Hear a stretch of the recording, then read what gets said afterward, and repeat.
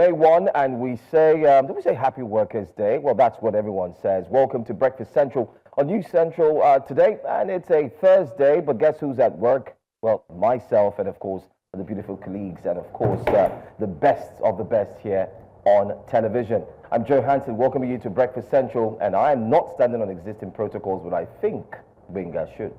Yes, I am, and it's May Day. Happy May Day celebration, Workers' Day to all the workers out there. We're a special type of workers. We're on a working holiday, not working holiday. We're working. We're doing the good work for you to keep you entertained, enlightened, and informed here on Breakfast Central. I am Benga Aboroa. And Happy Workers' Day to everyone who works, regardless of what industry you're in. No, I should take that back, because some industries don't deserve Happy Workers' Day celebrations. If you're into fraud of any kind, no Happy Workers' Day for you. But thank you for joining us this morning on the 2025 Workers' Day edition of Breakfast Central. Today we want to celebrate every worker. It's another day to highlight the importance of labor, to also talk about the importance of equity, equality, fair treatment for labor, which is a conversation that has been had year in, year out. It feels like it's a recycled conversation, but feel free to be a part of the conversations this morning on social media at News Central TV. I am Olive Emodi. Good morning, gentlemen. Yeah, good morning. Thank you.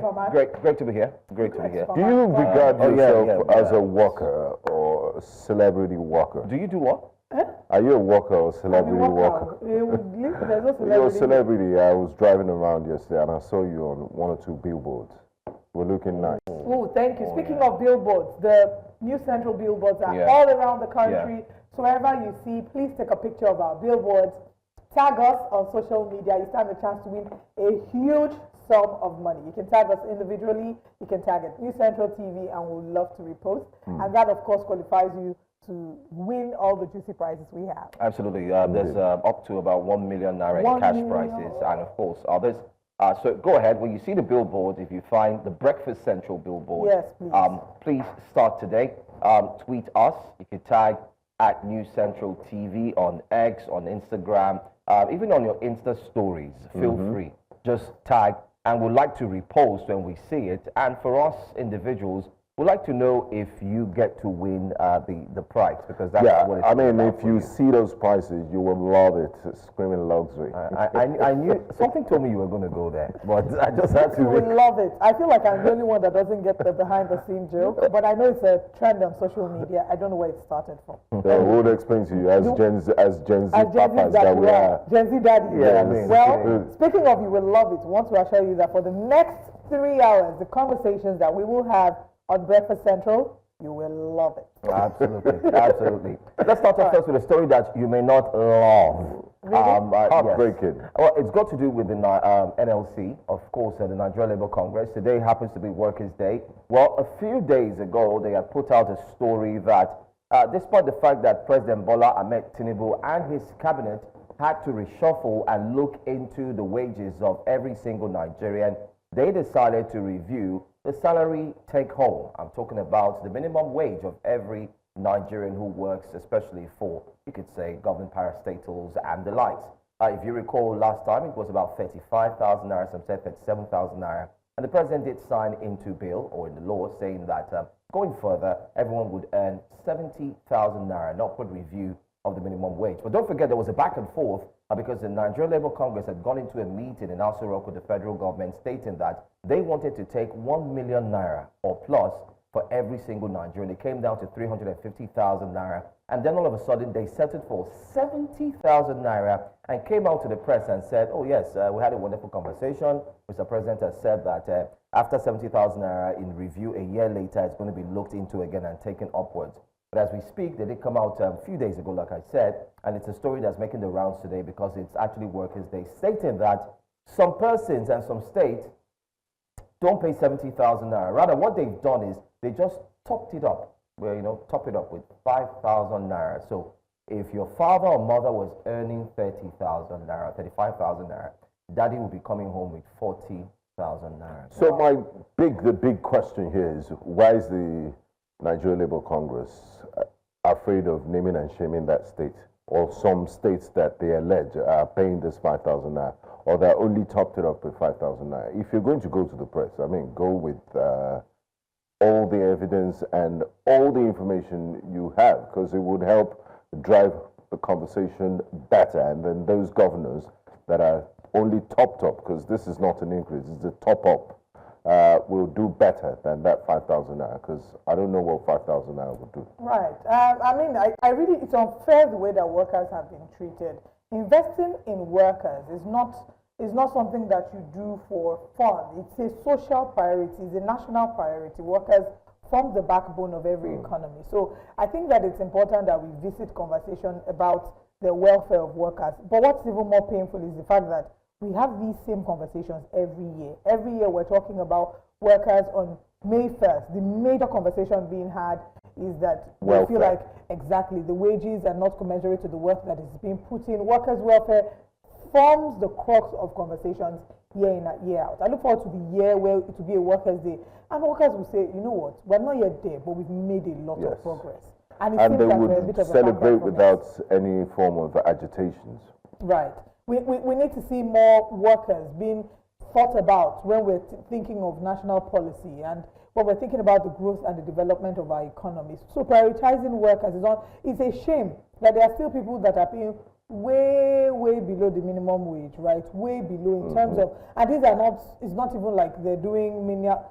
In fact, the menial workers, that's another conversation to get into. But I do hope that at the end of the day, we can use this moment as an opportunity to highlight the dissatisfaction of Nigerian workers. And we're not just talking of those that in the higher echelons. We're talking about the middle class, those that in the lower class.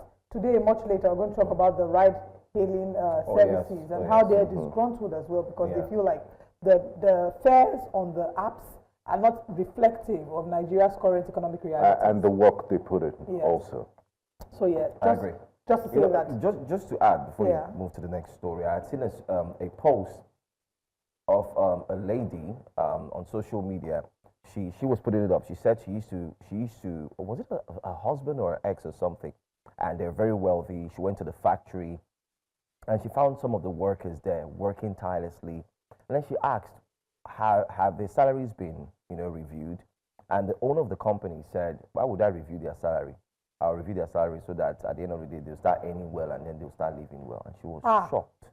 She put it up on social media. If I get to see that link, and she was like, no way. So today is Workers' Day. We're also using the medium to say to employers of labor, you can do better. I mean, times are tough. I know of companies. I know of companies that it's the workers that put in the salaries. Work. They didn't review the salaries. What they just did was they just said, okay, we're going to provide meals for you guys.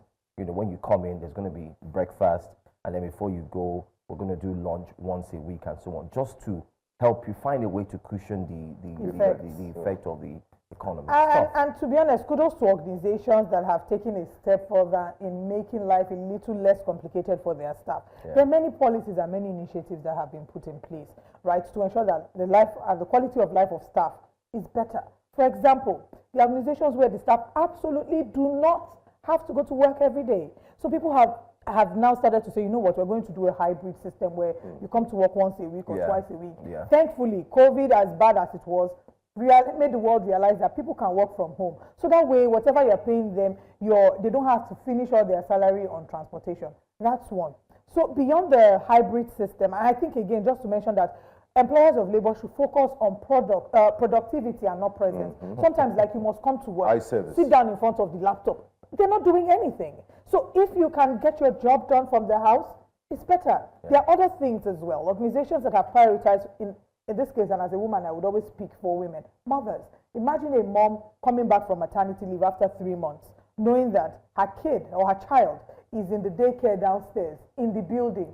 It will help you give your best at work, because if there's anything, they will call you that your child needs your attention. You can run down, nurse your child, and come back to work. And there are organizations that have implemented this. So I think it's time for us to start looking for creative ways to make life better for workers, and not just think of the ancient ways where it's like, I worked in this department for 17 years to get to this level. Was how we did you must do 20 years. The world is changing. We don't have to stick to the same old difficult thoughtless ways of doing things in Olive, I'm glad you mentioned we can now work from home. So tomorrow's call me on WhatsApp. You and Joe. I'll be in my bed. Yes. There are some jobs that you cannot work from home. If you're a medical doctor, I'm going to be here live. Have you not heard of telemedicine? Yeah, there's that. Put the injection this No, but way. if I'm going to the telemedicine hospital, now. I'm not going to the hospital to see a doctor that is consulting from the house. What are we doing that I can't do from home? You tell me. Well, that's over to Is you. it not knowledge? That's over to you. I'm having a lot of it. But if you could, jokes apart, if there's one thing that you could, one policy that you could ask for that a number of organizations should implement to make life easier for workers, what would it be? I will go first. In addition to the one I mentioned earlier, again, I would say that for women, I would love that organizations give allowance to say that women can stay home on the first day of their period. Some people give a period leave because it unfortunately, alters the life of many women. The women who cannot function when they're on their periods and they didn't ask for it. So these are things that, and some other countries have started to implement this as well. So I would think that in Nigeria, and kudos to, I don't want to mention brands, but I know of a bank that has implemented this, that doesn't, the staff, they say, you know what, the first day of your period, you can stay at home. That's a laudable initiative. Amen. Do they add men are there? Men? In the organization or what? Can men stay off too? Do you have First periods? day. Do you have We have to? a period of tough time. No. This one is not even. This is a I'm being serious. biological. It's a biological. Okay. Unfortunately, it's a restraint that women have to deal with. You know why I'm saying that? I mean, aside from trying to look at it, I think anyway. I mean, let's leave it that way. And I think these men days, could also I mean, be paternity leave. A lot Oh, of yes, a lot so of those are Lagos State, yeah, for men should have example, gives paternity leave. paternity leave. New Central, for example, also gives paternity leave. So what are It you trying makes to it tell us a now? great Are you place. going for New paternity? Central is a great place to work. Are you going for paternity? Yeah. So yes, these are some people haven't answered about the policies you would implement. Policies. Leave policy. For I women. would suggest an increment yearly based on MBS statistics on inflation. Because if you're eroding purchasing power year on year if you're not increasing their monies. And you should also factor in inflation. Exactly. So All in favor of this, you're say not aye? working. No, I'm not saying I. So you're not working if you take. Oh, you don't like money. You don't like increase. No, I want to play the devil's advocate. Play here. it. Okay. I want to be I want to stand for the company. How am I going to? Do you know the salary? How much company am I is also making? charging their business side of it? How much The am I really inflation reflects. You think the cost of advertising 2 years ago is It's the same thing now. Yeah. Of course not. So let everybody be happy. And people share bonuses at the end of the year, so that's something to factor in. But tell us your own policy. Policy, I think I would like to speak for the company, not New Central, but for the company. But to be honest, I think the policies you've mentioned are fantastic. No, the question I asked was, what policy can you implement to make the quality of workers' lives better, to make them feel That's what I want to validated. speak as a company. As like the company is not the worker. for companies. Workers' Day is for workers. It's not for I want workers. to Taking away. on behalf of the workers. No. That means you don't have answer for guys the don't workers. want You are to speaking for the workers, not for the company. Okay, all right. Policy for workers for Yes. me. I think one of the policies that should be implemented, if there was a way, would be that companies should start looking at making work be from Monday to Thursday. Yes. Yeah, because it's been touted in the UK. They're looking at that. It's been approved in other countries. I think I saw. Was it Australia? Sorry, my memory serves me wrong. Now I'm not too sure. 3-day weekend. 4-day weekdays, 3-day weekend. You'll be more productive. 4, yes, 4, Monday to Thursday. You give your full time. You do your job. Friday, you're off. We may not let Friday go. I mean, in Nigeria or Lagos. But what we can do is we could do Friday half day. No, but we already I mean, Friday most half civil day. servants, Friday half after day. prayers, they don't come people back in the to work. banks. People in the banks work till Friday. Sometimes Friday is like their toughest day because they have to close the books. They have to do everything. You see them staying in the banks till 8 or something. But I think it's something we can look at Monday to Thursday. We should join our counterparts. I completely agree with that. I'm in support of that. So Monday with to these 3 Thursday. points But of ours, they shouldn't do it on Breakfast Central. You I cry. need You to see cry. you guys with these 3 for points 5 of days. ours, we're going to summarize by saying sorry. that the suggestions that we have, Joe thinks that work day should be 4 days a week, Monday to Thursday, then Friday to Sunday, workers should be allowed to have their weekend. I think that women should be given menstrual leave holidays every month, maybe 1 day a month. Some women won't have to take it. It's their choice to take it because unfortunately, you don't determine how the periods affect your body, as well as also ensuring that every organization has crash daycare so that women can be given equal opportunities to put their best foot forward, knowing that their kids are properly taken care of. And Benga also talked about year-on-year review for the salaries of workers vis-a-vis the economic realities and inflation year-on-year. But with these few points of ours, we hope we've been able to convince and not confuse you that all of us collectively, we have the best interest of workers, and we hope that these are policies that can be looked into in the nearest future by organizations. Let's move on to our next story. Okay, our next story is a young man who has a penchant for being in the... Okay, not this. No, I want to take that. Let's take that one last. No, take Let's take that one last. But let's talk about... take it now. You sure? Okay, all right. Let's talk about the tinted glass permit, all right? Before now, it was the norm that before you had to get your car tinted, you needed a permit. After a while, you know, it wasn't an issue again. People could then get their cars tinted.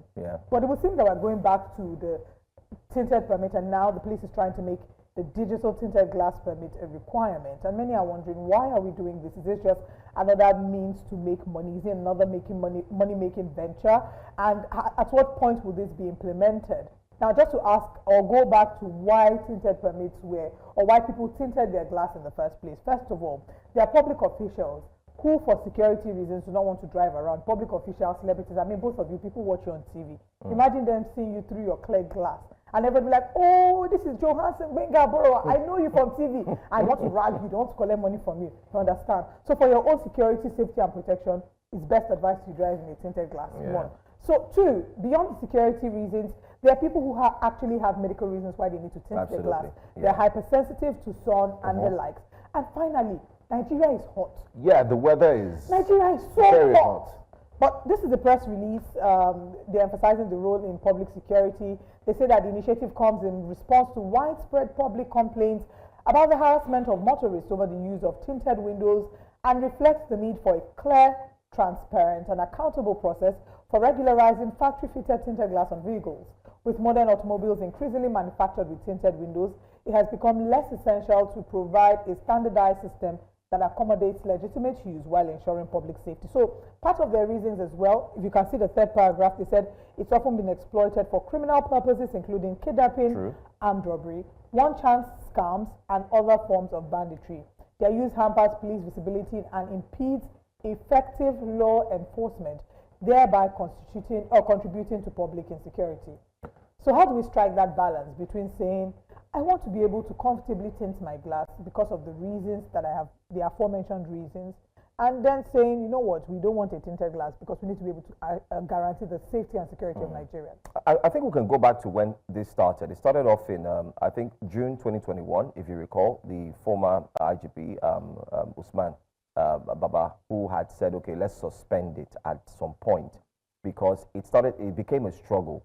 There was an announcement that you must have tinted permits. Some Nigerians kicked against it and said, okay, fine, give us time to do it. Some even started paying through other means that was provided by the Nigerian police force. And then there was discrepancies about the payment process and so on. So because of the challenges of ensuring that you get your permits, the IGP then made an announcement and said, you know what, let's stop it. We'll review it for another time.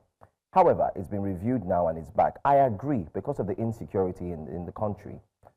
People might hide under the guise of tinted permits to carry out, nefarious activities. Exactly. And you just want to be on point to ensure that, you protect the citizens and lives. However, this is where I have a challenge. Just yesterday, while I was driving home, I did spot some police officers along the Lekki axis stopping tinted cars yesterday. They were all lined up, and these police officers had guns. I'm not saying you shouldn't stop them, but I tried to, eavesdrop to find out by winding down to see what are they talking about. And I overheard some of them saying, permit. And I said, wow, this announcement was just made few hours. This is what you call food for the bullet. Few hours on paper, it's a notable initiative, but we always have a problem with implementation. The only thing that I couldn't do was, if I had my cameras, I would have been able to say, okay, this is proof. What we're saying here is, we don't mean to put anybody under the bus or run anybody under the bus, but to the IGP, when we launch this, a date should be added for when it will be active. You've given the website. You should go ahead and state that from June 1st. Okay? From June 1st, if you don't have it, then there'll be issues. And I like the process. It's easier. Go online, it's digitized. Go online, use your TIN, your NIN, register, pay online. The money does not go to someone else. Yeah. And then get your certificate and then show it. But my worry is with the process. I mean, I think policies should come with a human face. Exactly. If you look at Nigeria at the moment, if you prioritize the list of our issues, and then there's a weather problem. If you go to the tropics and countries that have high sunshine rate, like the Middle East, for example, everybody has tints. It's not a problem. What is the percentage of one chance that we have in Nigeria that is causing so much insecurity? Was it one chance that led to killing of hundreds of Nigerians in Bokos, in the hotspots around the country? No, we should talk about community policing, effective policing, fast response time. This is a non-issue that we should not be discussing. The weather is hot. People need to be comfortable. People can have heat stroke if they're exposed to the elements. I mean, you have a city like Maiduguri, they're doing 40-something degrees centigrade, and you think you're priority. And we have a one-track mind and mentality, and that's why those policemen have jumped on it to take advantage of this announcement to harass and extort people in the name of tin permit. Yeah. It's not fair. It's not fair. People are going through a lot, and this is there are better and more pressing policing issues that they should attend to. That's so I'm going just to my borrow 2 cents. from something that the both of you said. First, you said that every policy must have a human face, and I completely agree with that. And in a policy like this having a human face, I'm also going to borrow from what you have said, Joe, which is that if they absolutely must do this, then give people a time frame. It's not something that you say and you just kick off into. Yeah, right? they said, sorry to, but they said from today it starts. And nobody was. And you just announced yesterday. No, the time frame was too short. Give people a reasonable time frame, because it just feels like in this case we're being set up,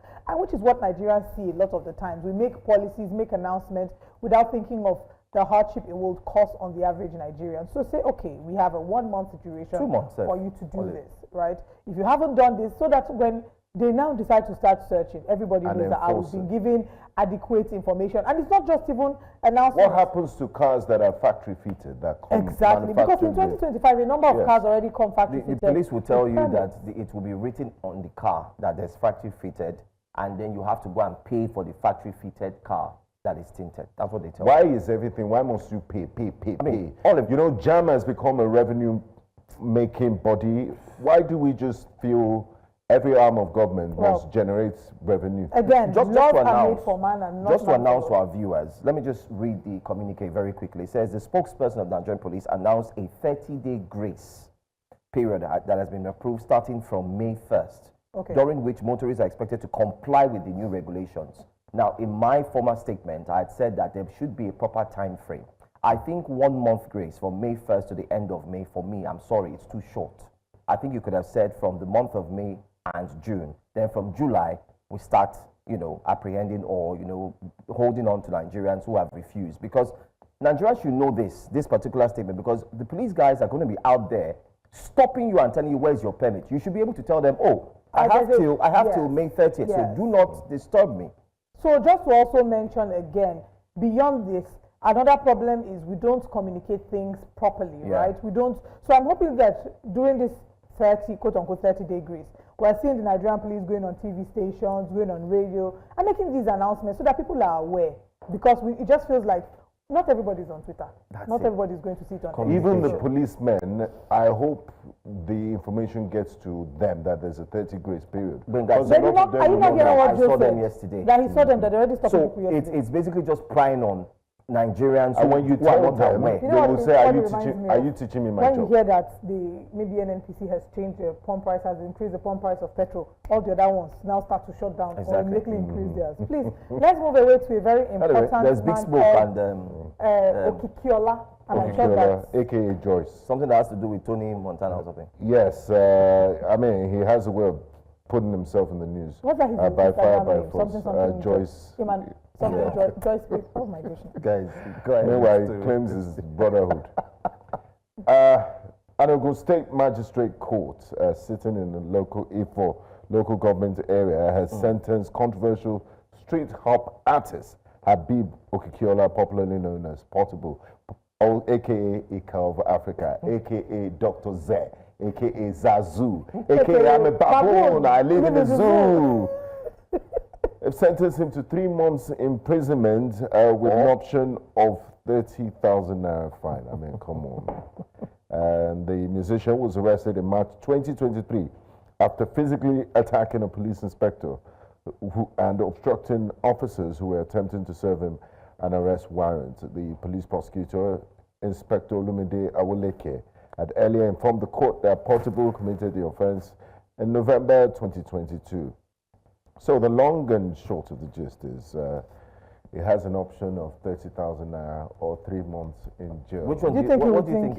Olive, good one. Well, Elizabeth Joyce, aka Portable. Now, in case you're wondering why we're calling him Elizabeth Joyce, his Instagram handle, official username is Elizabeth. Did he buy that Instagram handle of someone? I don't even know. Why can't he just change I don't know. Elizabeth So, the thing Joyce. is, it's complicated sometimes when you're trying to change. Are you sure? Is it. that his Instagram handle? See Yes. now, Hold on, let me evidence. check. Let me look for it. I don't know if our camera can capture it. No, I'll look for it. Don't worry. Elizabeth Joyce on Instagram. What? Well, Elizabeth Joyce, Portable e-baby, has, of course, I think that it's without a shadow of doubt, he'll take the 30,000 naira fine. But I'm hoping that he has a team that can help him. He's been in the news. You guys are right. Yeah, we're right. It's Oh, you thought Elizabeth we were Joyce. joking. Is it okay? Is he okay? This has always been the name. You're just realizing. Yeah. I'm just saying it for that. I don't So, follow it. I don't. I know, I know, right?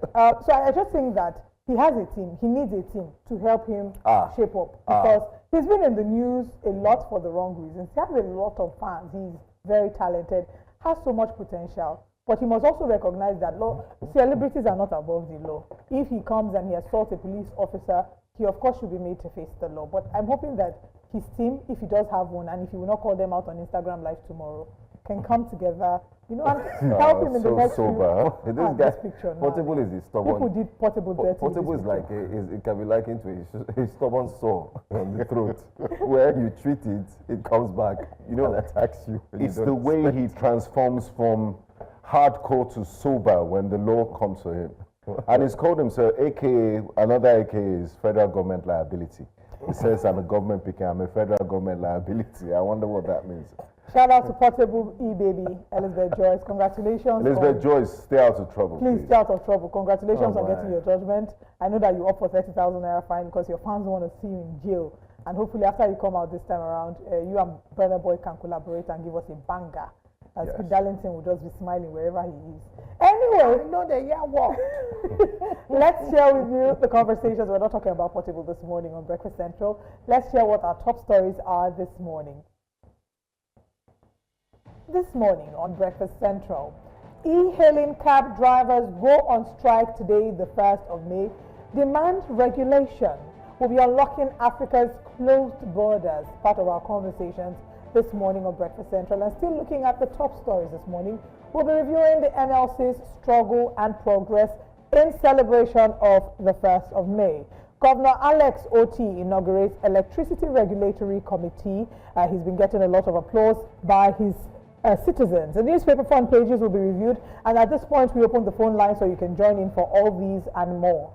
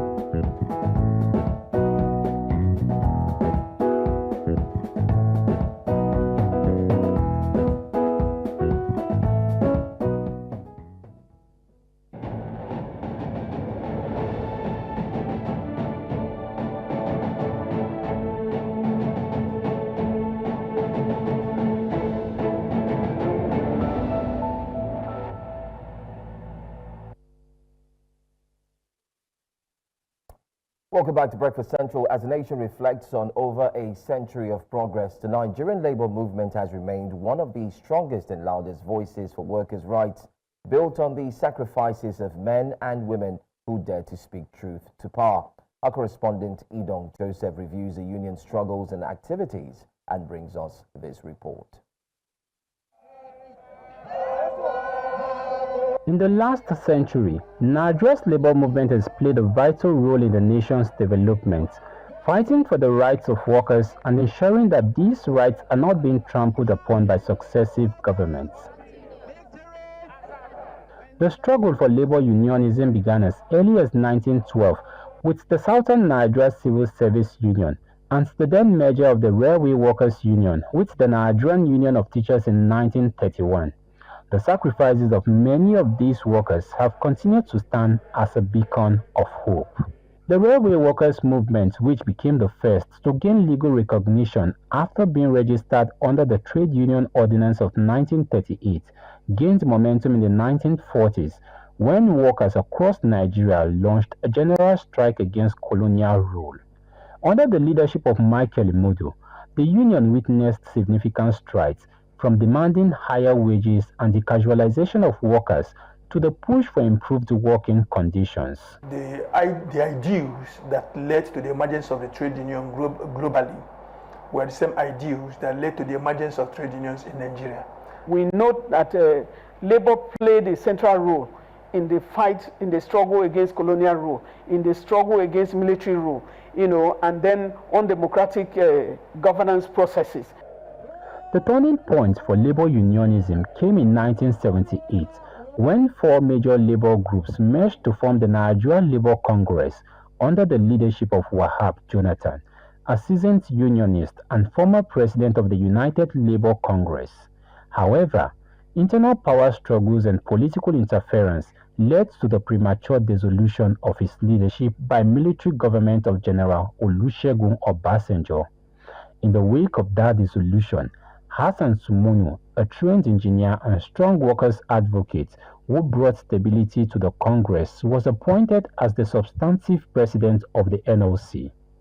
Under his leadership from 1978 to 1984, the NLC launched several campaigns for improved working conditions, including the historic 1981 nationwide strike, demanding a national minimum wage and uniform salary structure that later birthed the first minimum wage acts. In the 70s, 80s, 90s, and into the 2000s, Nigeria's labor unions became formidable voices for workers' rights, compelling government actions on issues like minimum wage, pensions, and improved working conditions. One prominent name among those who led key struggles is Ali Chiroma, whose leadership opposed the structural adjustment program under military ruler Ibrahim Babangida, which eventually led to the suspension of the union in 1988. Pascal Bafion is immortalized through the National NLC headquarters built during his tenure.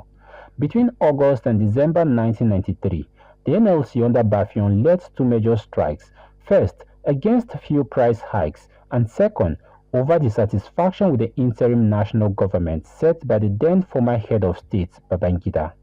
These actions led to another suspension of the labor movement in 1994 under General Sani Abacha. Adams Oshomole had his most heroic moment as NLC president.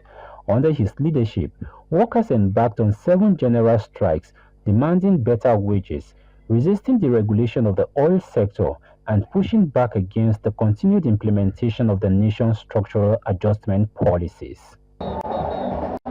The biggest general strike in post-independence Nigeria occurred under Abdulwahib Umar during the Goodluck Jonathan administration, following the removal of fuel subsidy and a spike in petrol prices. Ironically, Oshomole, then governor of Edo State, helped to broker peace between the protesting labor leaders and the federal government.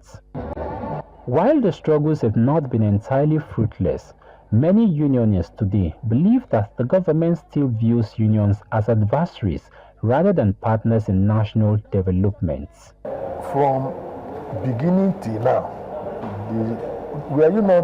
didn't you hear how the NSC president was beaten up in Ora.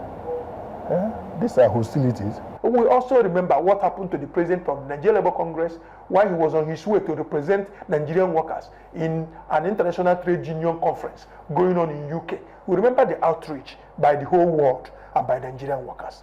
All these ones are testimonies to how this particular government has treated us. Despite the numerous setbacks, the labor movement has secured vital gains. But sustaining these victories requires a new kind of resilience and approach.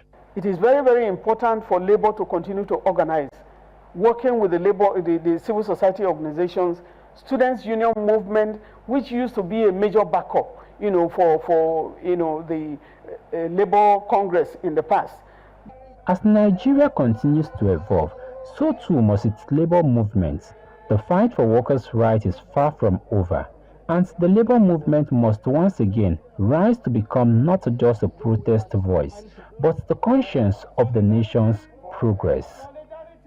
In Abuja for News Central, Idong Joseph. Solidarity forever. Thank you very much. Very interesting story there, and a very interesting report package by Idong Joseph. And I like the fact that he looked at the timeline of how far the Nigerian Labour Congress has come. Of course, the TUC as well. Currently, we've seen the impact it's made. Although there are a cross section of Nigerians who still believe that the current NLC and its president Joe Ajero, not forgetting to the TUC. They seem not to have been able to have a formidable, team that would indeed help Nigerians get them off the current state of, economy and all that, so that they can actually fight survival modes, salary increase, reviews. At the start of the show, we had talked about the wages, where some states are paying 5,000 naira, and there you have it. You would start to wonder, okay, the NLC ought to have come out since. And also mention the names of the states, yes. And also, looking at Nigeria in general, the backbone of the Nigerian economy is practically driven by small and medium enterprises, SMEs, and nobody speaks for them. I mean, people are still earning 30,000 salary, 20,000, and who is fighting for them? So while we remember workers that are engaged in the civil service, working for governments at different levels, there's also we should also be sensitive to the plight of employees of private companies and, of small and medium enterprises that might not gain the benefit of what the benefits that accrue to people that are in the organized workforce, government services, because they are also Nigerians and they need a few benefits too. They deserve to. I mean, they need more or less a soft landing. They're businesses, entrepreneurs who have to, of course, contribute their own quota to society. With the businesses that they've set up, some of them are even one-man businesses, like you mentioned. When labor is pushing for minimum wage and pushing for certain things, it doesn't benefit them directly per se. Yes. So and should ensure that there are policies that make their business, give them a soft landing for business. And government, exactly, that's what I was going to say, that the government should create a conducive working environment for them, not kill them with multiple taxation at all levels. Ease of doing business. That is, when they're profitable, it will trickle down to their workers. They will be able to increase wages and, added benefits that accrue to them. Another section of workers that I want to highlight on this Labor Day is the ones who have served their country and are now in not the capacity to serve. And I'm talking of those who have retired. Pensioners. The pensioners. I think that we haven't fared too well in terms of the care of our senior citizens. A number of our parents or our friends' parents have served this country, but unfortunately, the pension gratuity that is meant to be, sort of a soft landing now that is their rest season, they unfortunately cannot access it. The other day when we were going back to the island, you remember we saw it in front of a particular bank. There were workers there protesting. Why? Because they hadn't gotten their pension. Old men, people who should be at home watching, TV, enjoying their lives and tending to their grandchildren, were out in the hot sun because they've not been able to assess their pension and their gratuity. So as a society, we need to do better to look after the ones who have served our country, who have worked in their younger days, now that they're meant to be resting. We need to ensure that their pension is given to them. So whilst we are talking about workers who are currently in the force, it's also important to prioritize the workers that are no longer actively working but have worked and deserve their wages. That's true. Well, nicely said and nicely put. But let's move on to another story now, and let's tell you that Abia State Governor Alex Oti has charged the members of the State Electricity Regulatory Agency to ensure that power supply is improved in the state, especially the old Bende area comprising of 8 local governments. The governor says the committee should take steps towards sealing deals with the Enugu Electricity Distribution Company to achieve power stability for the Umuahia Ring area. Well, speaking on behalf of the committee, Ihianyi Nwaize assures of commitment to realizing the government's expectations. The idea, and this is one other job that we will have to get them to immediately. We at the final stages of negotiation with EEDC.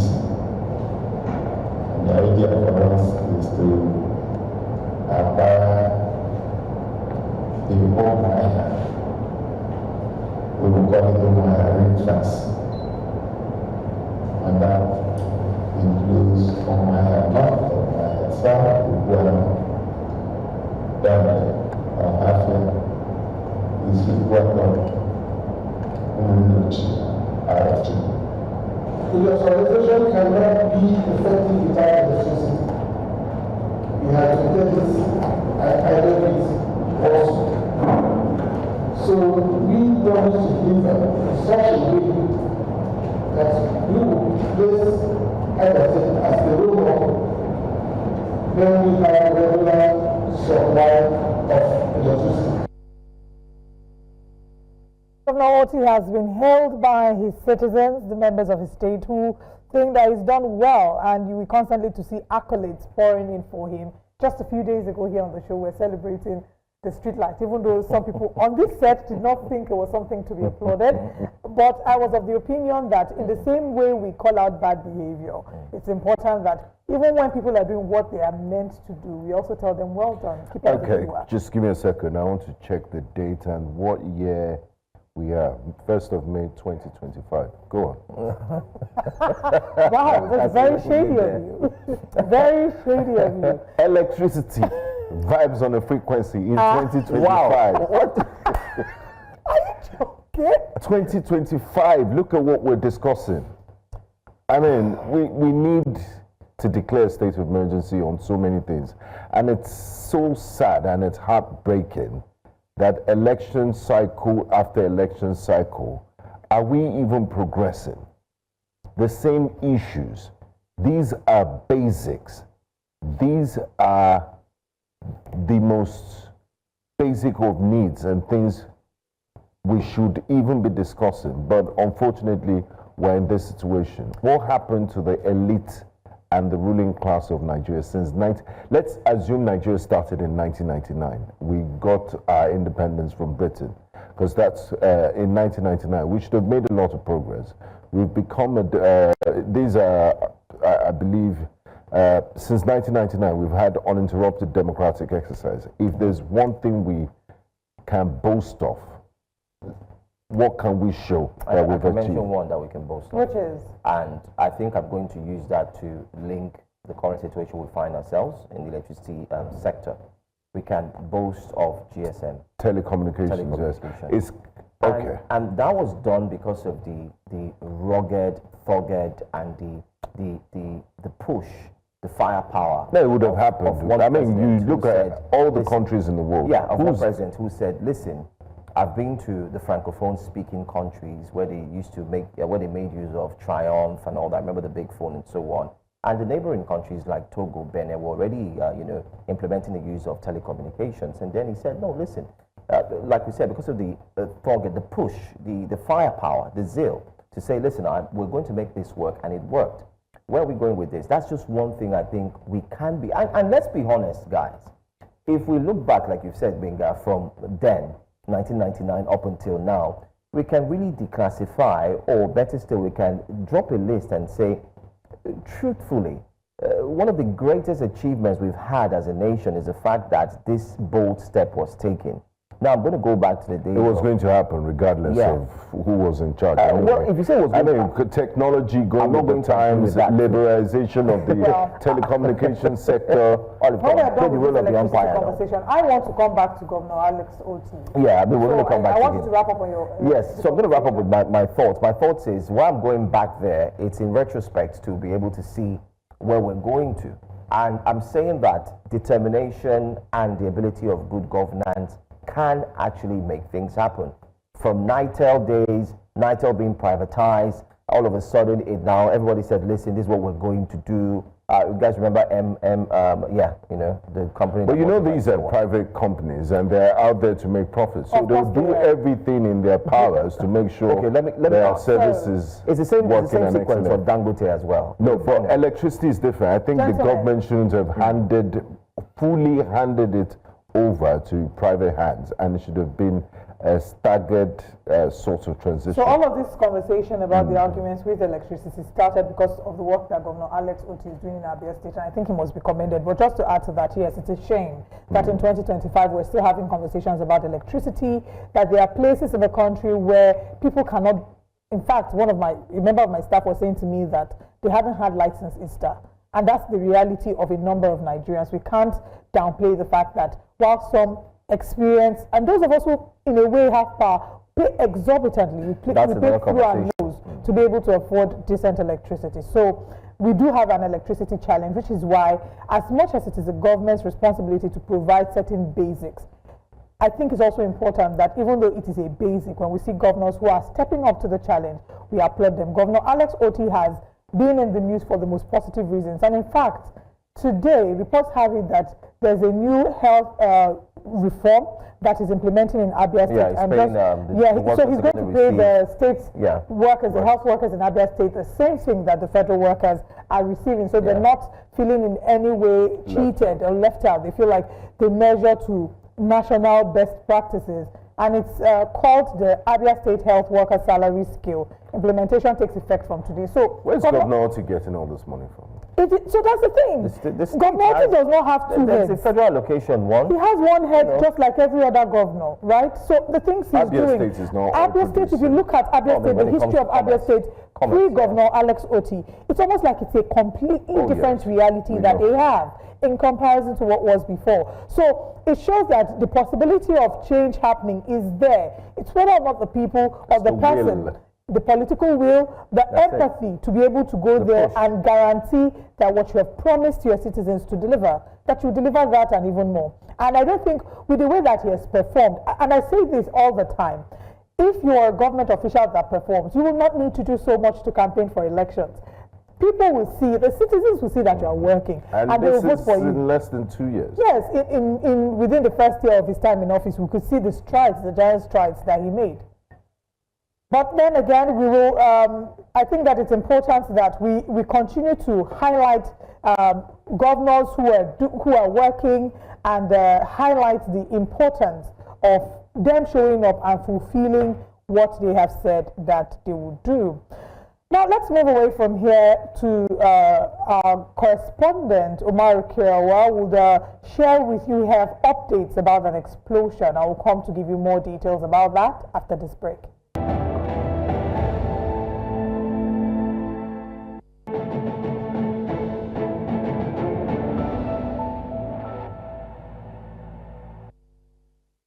Welcome back to Breakfast Central. Now we bring you updates about an explosion in Giwa Barracks in Maiduguri. And to give us more details on this explosion, we have News Central correspondent Omar Kirawa on site. Good morning, Omar Kirawa.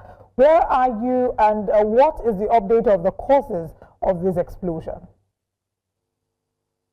Yes, right now I am at the Memalari military cantonment at the headquarters of the theater command of Operation Harding Kai here in the northeast Nigeria, in Maiduguri, the Borno State capital, where the unfortunate incident that happened yesterday night at Giwa Barracks, where residents had explosive bursts rocking the entire city, and it was a very serious situation which led to panic here and there and tension. But the response mechanism and the fast information delivery with regard to the issue of the explosion really helped residents towards knowing that it was not an attack by terrorists, but it was an explosion that happened due to what the military spokesperson here at the theater command described as the high temperature which led to the explosion of some munitions at the Giwa Barracks, and it led to tension where people started running helter-skelter. Most people are not even aware of the incidents. People thought it's terrorists that wanted to infiltrate into Maiduguri, but fortunately enough, there was wide information circulation from the government, from the military officials with regard to the situation at stake. But the wrong has already happened. People had to, the situation now is calm. People go about their day-to-day activities, and right now I am at the headquarters of the theater command, where the military will be briefing the public with regard to some security situation. But the situation is calm now in Maiduguri, the state capital.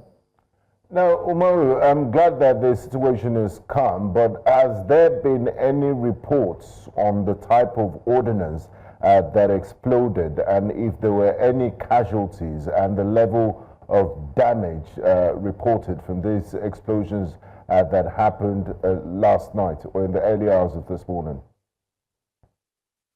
Well, for now, the information is still sketchy, but the military will be briefing us at the theater command now. So we'll be hearing from the military what really transpired, despite their statement yesterday night, which really helped in calming the nerves of the people within Maiduguri, and of course its environs, knowing that it was an explosion and it was never an attack. And for now, there is no there's sketchy information with regard to the level of damage and of course people affected. But we're able to speak to one resident who could not run. He was scary yesterday night, and he had no any other option than to stay with his wife. And as they had no any other option than to stay. All right, Omar Girawa, can you also tell us what houses, were there houses close by within the area? Was there any impact to these houses? And also share with us, there were, different information. Some said it was an attack on the barracks. Some said it was something that went wrong. How were you able to, follow through this story? And how were you able to break the ice because you reported very quickly to the news group that this is exactly what's happening right before the army also put out their statement. So take us through the journey, how you woke up and you were chasing after this story. Yes, the incident started yesterday night, the last day of, and it's unfortunate hearing calls here and there, and I had to take measures by reaching out to my contacts with regard to what is happening in the location. So by and large, the situation is calm, and people are going about their normal day-to-day activities now. But the level of damage and what really transpired, the military will be briefing us now. So we await the briefing now. The briefing will start any moment now. All right, Mark Kirawa, we'll await feedback from you concerning the briefing. Thank you so much for following up with that story. Do stay safe. Thank you so much. Well, what just happened took me back to January 27. 2020. Yeah, 2022. Was it 2022? 2022. No. The Ikeja No, cantonment. it can't be 2020. It can't be 2020. Sorry, 2002. I beg your pardon. Yeah. I always get that mixed up. 2002, January 27. Yes, January 27. Ikeja cantonment, Yeah. now T. Lagbaja cantonment. It was formerly Ikeja cantonment, now Yes. T. Lagbaja You know, unprecedented. I wasn't in Lagos, but I could hear the story, people abandoning their cars. Yeah. And I was, and back then we didn't have smartphones, so people, you know, all sorts of stories. I was using someone said they saw a truckload of people moving in with ammunition. Some said they saw armor. You know, why do Nigerians do this? Things you didn't see with your eye. It's not just a Nigerian thing. I think when we're under pressure, people sometimes tend to imagine or fabricate people abandoned their cars and were running, but the tragic part of it is people lost their lives. It was not as a result of the direct impact of the explosion, but by fear. Going into that Okafa canal and all that. It was. Do you remember where you were? I was at home. Yeah, I was at home when that happened. Where were you? I was at home. I was cooking. Our house was on the second floor. And I remember the vibrations were so strong, and the first thing my sister did was run to open all the windows to sort of withstand the pressure, because we were scared our house was going to tumble over. And when the vibrations kept increasing with intensity, I feel like the houses on the top floor felt the impact more because we were sort of up there. Yeah, you're away from So we all had to run outside. We all ran out to the streets, and I remember praying that day. I'm a Christian, and I remember saying that I'm rededicating my life to God, because I thought this was the end. Wow. Judgment. It was that scary. It was bad. It was Were you very close to the epicenter? No, I wasn't. Where were you living? So this happened at Ikeja, where somewhere around the Beda axis. So that's quite a distance. Wow. I was on the island. Intensity. I was in Victoria Island. So imagine people in Ikeja. Of course. Yes. It was thunder. No, on the island. Yes. Yes, that's how bad. So I can only imagine what they were going through. Yes, and from the amateur video we saw, you could see the plume of smoke. And knowing that they have security issues there, you would automatically think, look, this is an attack. You won't second guess it, knowing that, looking at the past history of Borno State and Maiduguri, you think, wow, these insurgents are here. But the Lagos one was different. There was no frame of reference. No. It had never happened before. Never. And official communication, I remember the now president, Bola Ahmed Tinubu, it took a few hours before he gave a broadcast to explain what was happening. But people just resorted to self-help. So at the end of the day, we're grateful for social media, because social media has created a platform where you're not completely left in the dark. As things are happening, citizens are able to report, and then you get to know what it is. But then it's been an hour of us looking at some of the stories here in Nigeria. We're going into some of the deeper stories, exploring political and economic conversations. So let's share with you what's coming up next on Breakfast Central. Coming up next on Breakfast Central, unlocking Africa's closed border is a conversation that we're looking to explore. Governor Paulo supervises demolition of criminal hideouts. The governor is working. And celebrating May Day 2025 will form an important part of our conversations this morning.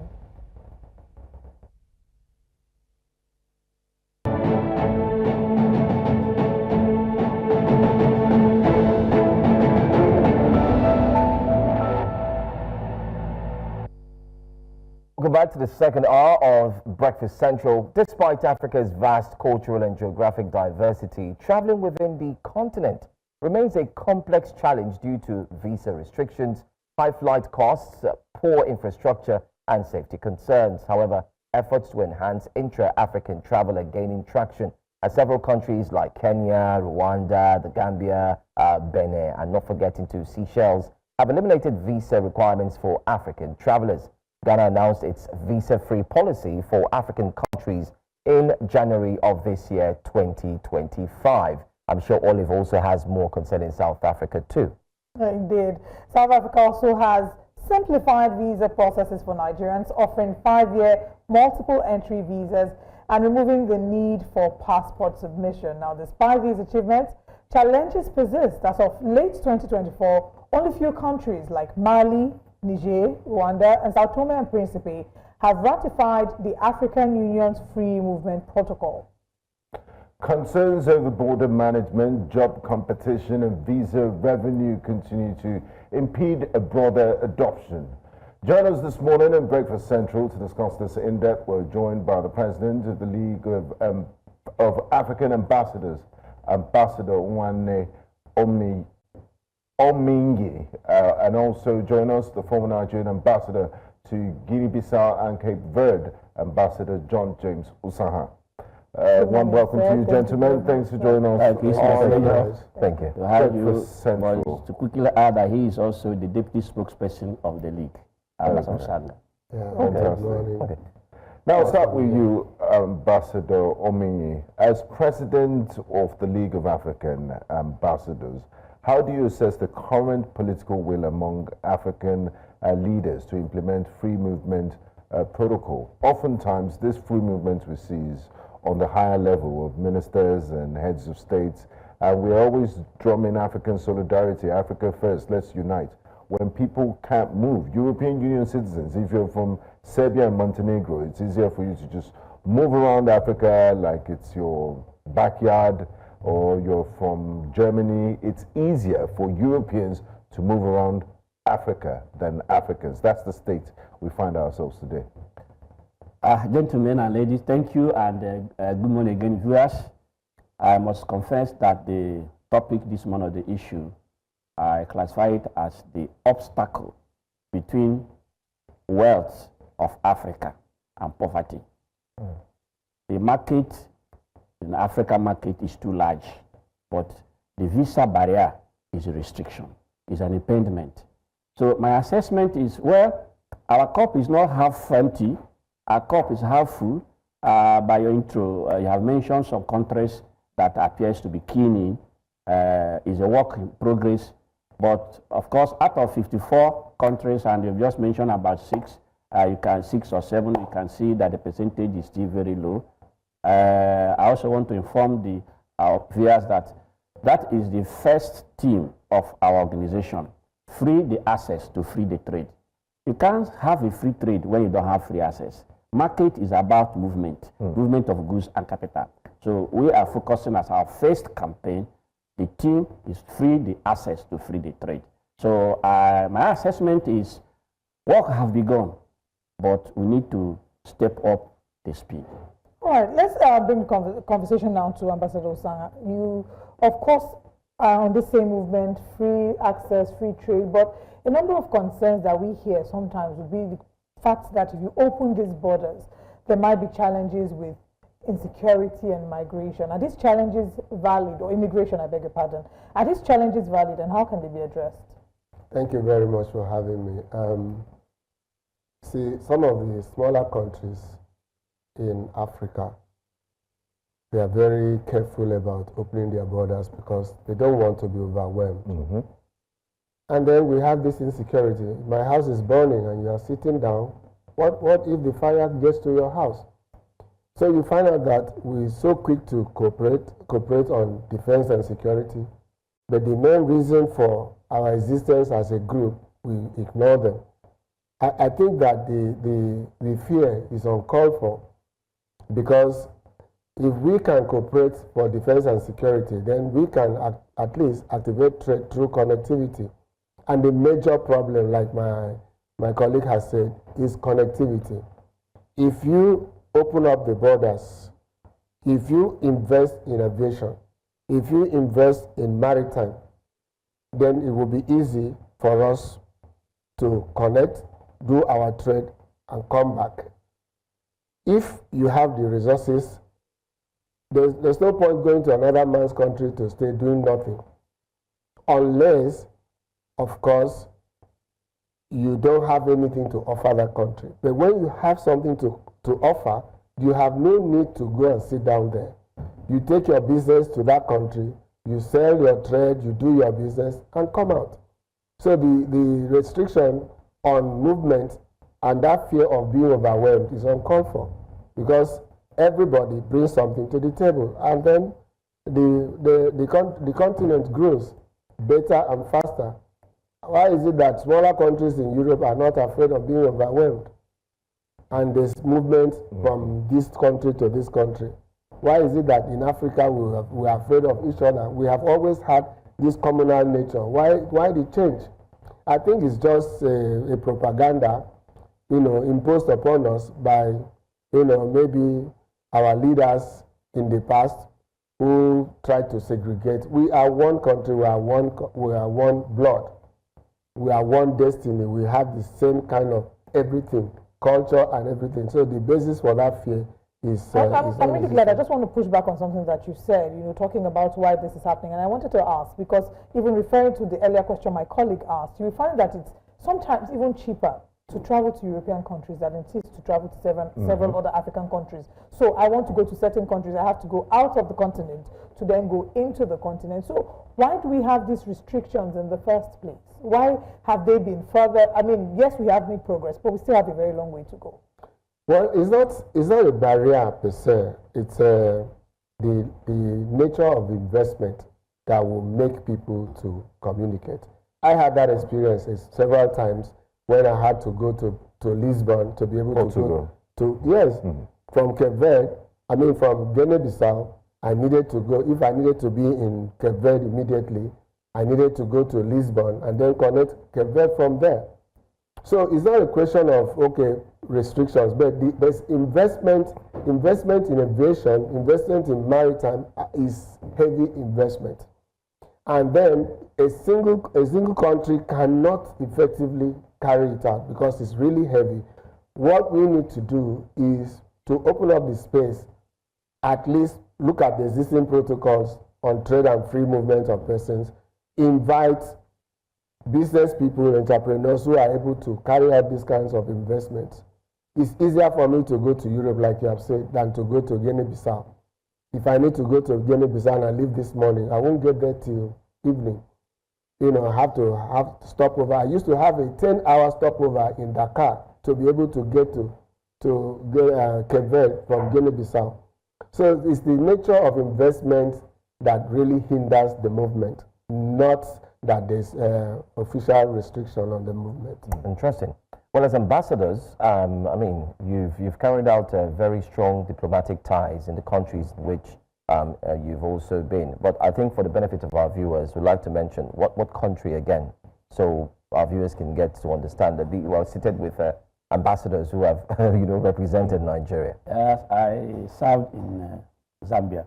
Zambia. Okay.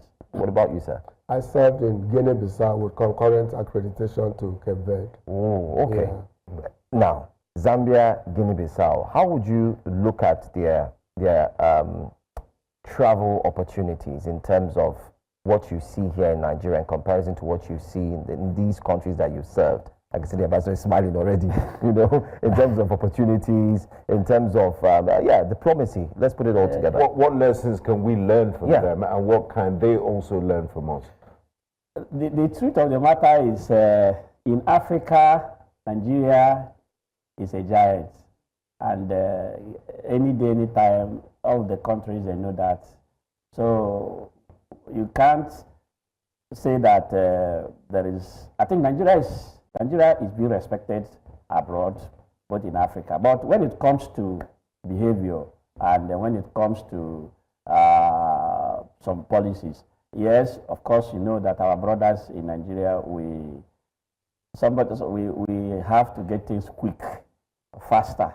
But some of our brothers in other countries, like the way I serve, they take their time to do their things. So, which I may credit to what my colleague said. They want to take that fear of being overwhelmed, are always there. But whether there's a progress in both countries, there are. Okay, are there policies that we maybe should look at to ensure that there's easier movement? So, for example, some would say removing of heavy taxation on the aviation, in the aviation space. Because, for example, if I were in London and I was going to, say, Scotland, I could see a flight for £20, £30. We don't usually have that. It's easier to travel from London to even Morocco. It's cheaper to travel from London to Morocco. So maybe, are there policies we need to revisit or we need to implement in the aviation space in terms of even visas? Right? Are there policies that we need to implement to ensure that we can see free flow of travel? When we start talking about, if we begin to address or talk the issue of cost or price, it's like jumping the gun. The barrier now is that I need a visa to go to South Zambia. Even when I have served as a high commissioner in Zambia, I still need a visa to go to Zambia. Wow. See, I think I want to trace an omission or oversight in the group that that designed the African Continental Free Trade is supposed to have include free movement to show us to have come in one package. So, but that omission is where we are. What we are saying is that the fear again in that is fear of loss of income, because you know visa generates income. That's another thing we are interrogating. And but for a start, what we are saying is we are not even asking to waive the visa fee, but visa on arrival. Visa on arrival, effective visa on arrival, because the visa on arrival some countries operate are not visa on arrival. My understanding of visa on arrival, how it should be is, I want to go to Zambia. I buy my ticket, enter plane. At the point of entry, I'll step in and pay whatever visa fee I'm supposed to pay. Not some countries, not when you apply. You still do the process of applying for visa. Visa on arrival. Before you go, you get approval. That's, you have taken away the visa on arrival. That's the barrier, that restriction, you have brought it back. But what we are saying is that for African countries, by now, what we should even be talking about is not for African movement alone. We should by now talking of that an European, once you get like Shanghai a visa, once you get it, you come to Nigeria or you can access other Africa. That's where we're supposed to be by now. But we're still talking about our own citizens. Now, talking about citizens, Ambassador Osam, we've seen ECOWAS is celebrating 50 years of existence. It was formed in Lagos in 1975. We've also seen regional blocks like SADC and the East African Community thrive. In the East African Community, there's even interbanking systems. You can transfer money to Uganda and Kenya. They're almost one monolithic block. So if we've seen the success of regional integration and regional blocks like SADC, ECOWAS, and EAC, why can't we just collapse it into one big African bloc? Why? I mean, it's not like we're just testing the freedom of movement of people and trade for the first time. We've done it in silos. What are the barriers to that? And won't it solve all the problems we've highlighted automatically? Thank you very much. I don't like to say this, but I have to say it. One of the biggest problems of Africa is this divide and rule policy that was imposed on us, and we adopted it hook, line, and sinker. If you look at ECOWAS, for instance, it is very easy to travel because there are no restrictions on visa. If you have your ECOWAS passport from Nigeria, you can go to any ECOWAS country without being asked questions. Some countries will impose a little tax as a token of generating income. So that works very well. But like my colleague said, what needs to be done is to have a protocol on free movement of persons that applies for the rest of Africa.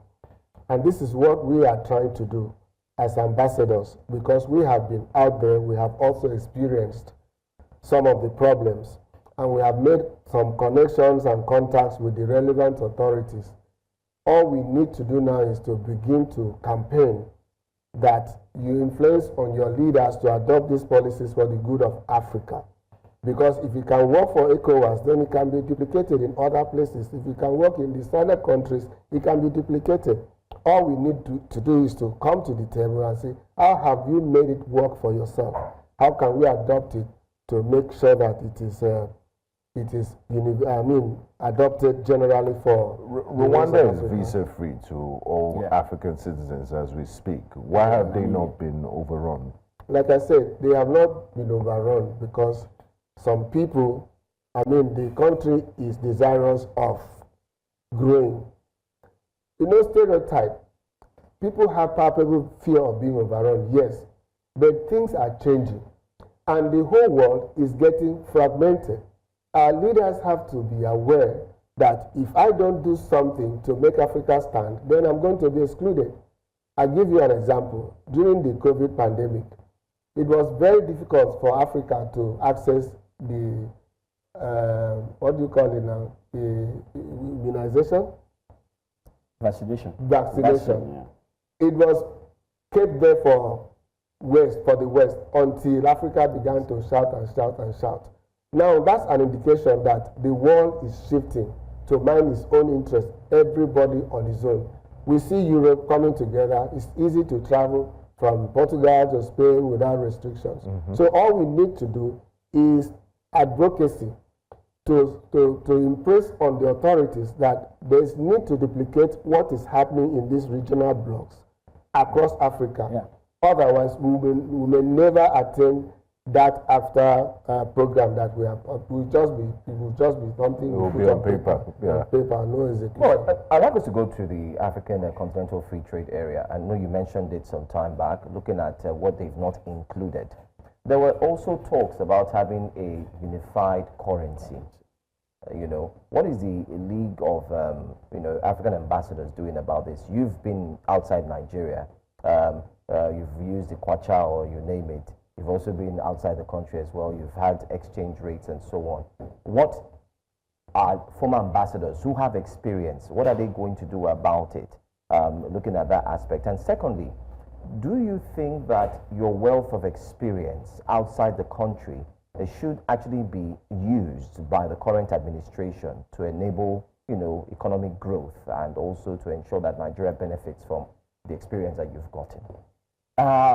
When it comes to Africa Continental Free Trade Agreement, I always say that it is a general on a wheelchair when there is no movement of persons and goods and capitals.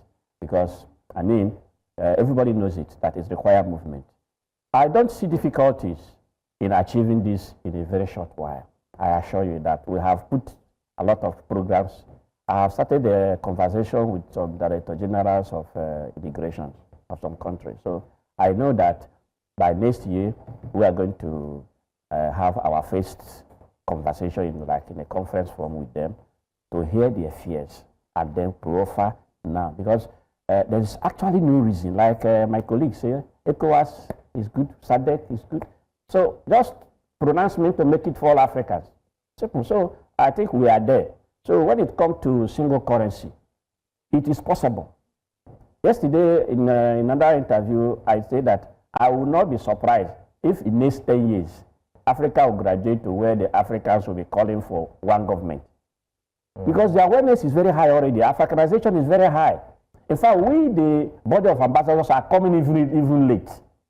Professionals, artists, market women, students are already canvassing it. They are even taking the lead. So that is why we say, but we are the people maintaining the front line when it comes to international system. So we are the people who goes into negotiation. And I also want to inform our viewers that we are not only the retired that are there, including the serving. So the current ambassadors in different countries as well. But are you not afraid of the Western interference? Take a look at BRICS now. How? We had President Trump saying that if they decide to float their currency, he's going to come hard on them. So if African ambassadors, let me say this. I'm happy for this opportunity. Let me say this. The hard stance of Trump is a blessing to Africa. We just need to cash in and develop. They say that necessity is the mother of invention. Lock us out. Let's develop ourselves. Countries that have developed, it's got to that point. So whatever that is happening in America is for our own advantage. We should, what don't we have? We are shining everywhere. I had a conversation with South Africa in diaspora. I say, you guys are shining stars. Stars don't shine in the day. Come to Africa. Granted, in quote, according to you, there are problems which are likely to be darkness. It is the star need darkness to shine. Come home, let's come and shine. Can't shine there because there's already illumination in that place. So this thing that is happening, Trump's regime is a blessing to Africa. And we need to cash in to develop. Okay, I'm sure that we can dig into that at some point. But I want to come again to the League of African Ambassadors, and since we're talking about African unity, putting Africa first, and ensuring free movement of persons and trade within the continent, there are several countries within the continent that have pulled out of the regional bloc, for example, Niger, Mali, Burkina Faso. We're very aware. I don't know if you have representatives in these countries and you know how you all are still able to fare and if they are part of the broader conversations being had. Yeah, I'd like to say that concerning the withdrawal of those countries, it's just a peripheral distraction. It's just a reaction that is temporal. Efforts are going on. The government cannot just come out, or ECOWAS cannot just come out and tell people that we are doing this, we are doing that. They are brothers. We need each other. They will come back. You believe? They will come back, definitely. Because first, there has to be a reaction, and then there has to be a realization. When you realize that you can't make it alone, then you still have to come back. Ibrahim Traore doesn't seem to agree with that position. It seems, and it does seem like he has a lot of support from his people. If you go on social media, for the past, I think, a week or two, he'd been trending for certain moves. So it seems like his people support him and support the moves that he's making. So when you run from your house, where do you go to? The bush? You can't run anywhere. This is where you are. This is where you belong. And we are you are saying, on the one breath, you are detaching from the West. On the other breath, you are embracing the West. It doesn't make sense. You must know that this is your home, and you must be in your house and build it and live it. You can't be, a tree does not make a forest. Even all the resources that you have, if you don't have the capacity, your resources are meaningless. You have to collaborate to be able to achieve what you desire to achieve in terms of independence. You can't live, it's not possible. They will come back. Sometimes when you beat a child and he's angry, he can go to one corner and sit down, maybe reject food.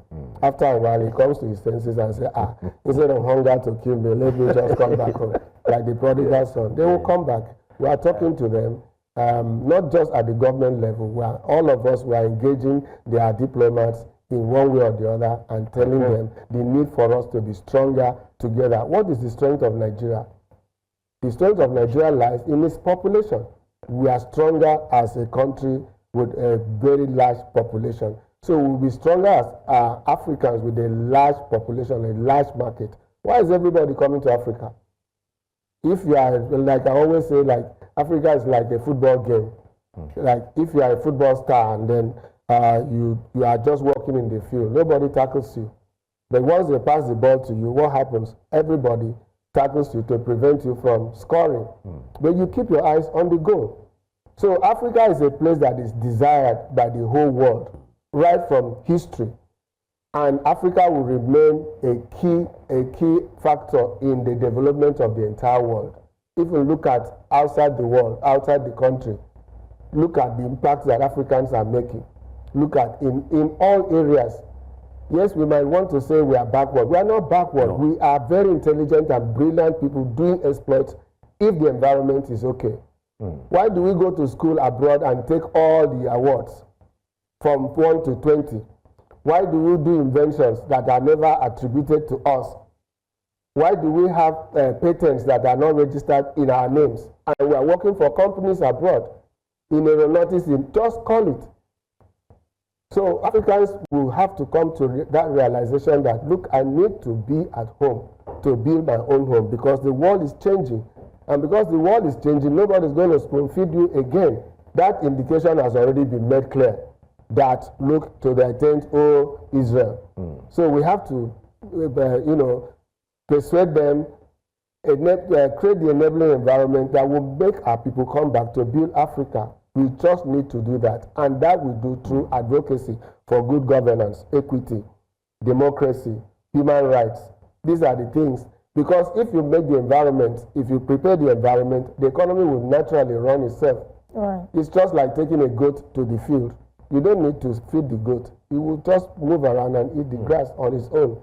So what we need is just create the enabling environment to make us come back home and develop Africa.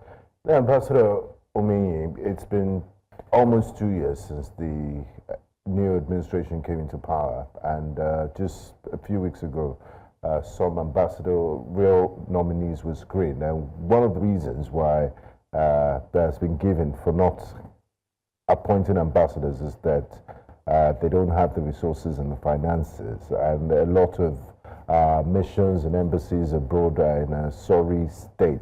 Could you walk us through the funding of embassies? Who's meant to take care of their of the buildings, of the running of these embassies, and also the implications of not having ambassadors appointed in certain countries? You know, it's not leadership for you to come to public when you have access to the authority and you have not exploited it. So I will be limited to a certain level of... Very diplomatic answer. So the issue here is that, like we have read on the pages of the newspapers, of course, all over the world, diplomacy is capital intensive because you spend not your currency. You like buy in the global market, even though so I am not in a position to deny what has been in the public if it is really from the Ministry of Foreign Affairs, as the some medias were adducing to about the resources. But beyond resources, diplomatic engagement or posting does not reside with the sending country alone. You make your nomination. The receiving countries will vet your nomination and accept or reject. In that way, let government take their time to vet before sending or before exposing, because it will be embarrassing that the government will put up a name that the receiving government will reject. So that is my position about not having sent there. So I believe that the government is taking their time to, like you said, there's news information has flied, and I hope you also read that the Minister of Foreign Affairs denied that those lists they are referring to, that they denied it. The screening list. The screening list, they denied it, that no list have been made available. So I believe that they are doing the normal thing, the procedure. But if you don't have ambassadors, is there any implication to it? Well, it's just like to ask a question, if there is no a keeper on the post, is there any implication? Or if there's Onana for Manchester United, or we go back to what happened in India. Yes, already Lion was there. But we are still having investors. We are still having investors. We are still being engaging in foreign conversations. You know. But I would quickly want to add in the previous question that my colleague answered about the people who pull out from ECOWAS or from the regional. You see, diplomacy is about negotiation and making deals. And you know and that is what Africa is lacking, which we want to bring. You don't go to table of negotiation very cheap or hungry. You won't get a good deal. So, and that is what I think those countries are doing. They want to get a good deal. And they will always negotiate from a position of strength. Not always negotiate. Thank you. Negotiating from point of strength. So negotiation is ongoing. Serious one is going on. Right. So I have no doubt that they'll rejoin. Speaking about negotiation, and when you were answering earlier, you talked about advocacy. I want us to talk about the latest phrase in the media space, which is demarketing Nigeria. Recently, in his address at Johns Hopkins University, His Excellency Peter Obi talked about some of the critical challenges facing the country, poverty, economic hardship, but he's gotten reactions from the Lagos State Governor, reactions from Governor Babajide Sanwo-Olu, Governor Orji Uzor have also criticized politicians, saying they should stop going outside Nigeria to demarket the country. So I want to ask, as diplomatic persons, I'm going to be asking the both of you, as diplomatic persons, is there really a thing as demarketing Nigeria? Does it have an impact, especially if they are mentioning situations that might, in actual sense, represent the reality of the everyday Nigerian? So should we have the ostrich in the sand approach, or we try to deal with our issues internally? How do we find that balance? Thank you very much. This matter is of primary interest to us diplomats. If you have to invite me to your house, I have to be sure that your house is safe for me to come. Assuming you are inviting me to lunch or dinner, I have to be sure that as I come to your house, I will not be chased with a machete or something. I have to ensure that the food that you are going to give me is good. It's not going to poison me. So when you go out there and you are talking about your problems, the problems that are internal to you, and meanwhile, every country has its own problem. You would never see the core issues of America in the mainstream media. You would never see it. Maybe in social media you can see some of those issues. You are looking for investors. You can't go talking about the difficulties you are having in the country, all the kidnappings, and every country has kidnappers. Every country has terrorism, a measure of terrorism, even Germany, all that. You see it happening every day. But all you have to show, assuming somebody raises that question, is what efforts are you making to make sure that if I come with my money, I will not lose that money? What are your policies that ensures that the money I bring to your country to invest, I'll be able to take it out? So every country has a problem. You don't just go and be talking about, you don't wash your dirty linen. Yes, we all know that there are problems. But the problem is that Nigerians, because of too much expectations, we are great people. When you have so much inside of you that is willing to be expressed, the tendency is to be very upset that things are not working the way they should work.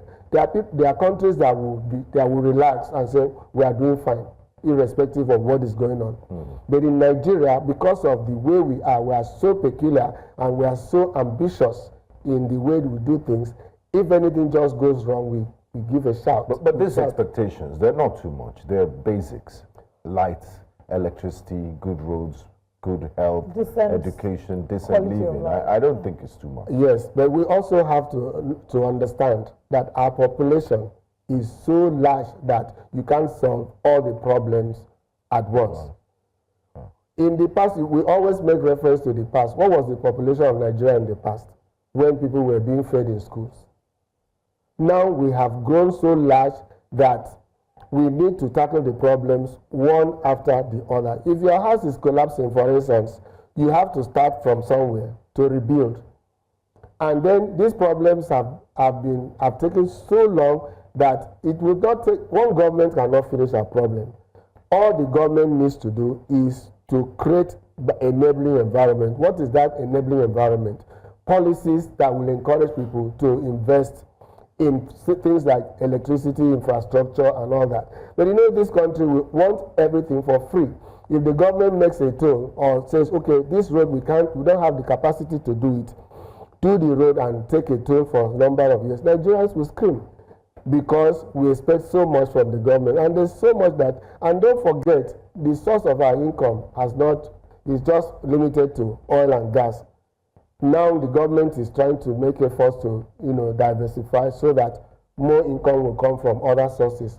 I think that in due course, all these problems will be, a past story. But the marketing in Nigeria, you can't just go and tell people, my child is bad, my child does this, my child does this. You have to tell somebody that, okay, yes, we are going through issues, but we are making efforts. Right. Yes. You should say sentiment or what we're doing. Is it not just the ostrich in the sand? I'm laughing because the credentials of the person who has spoken, who is he?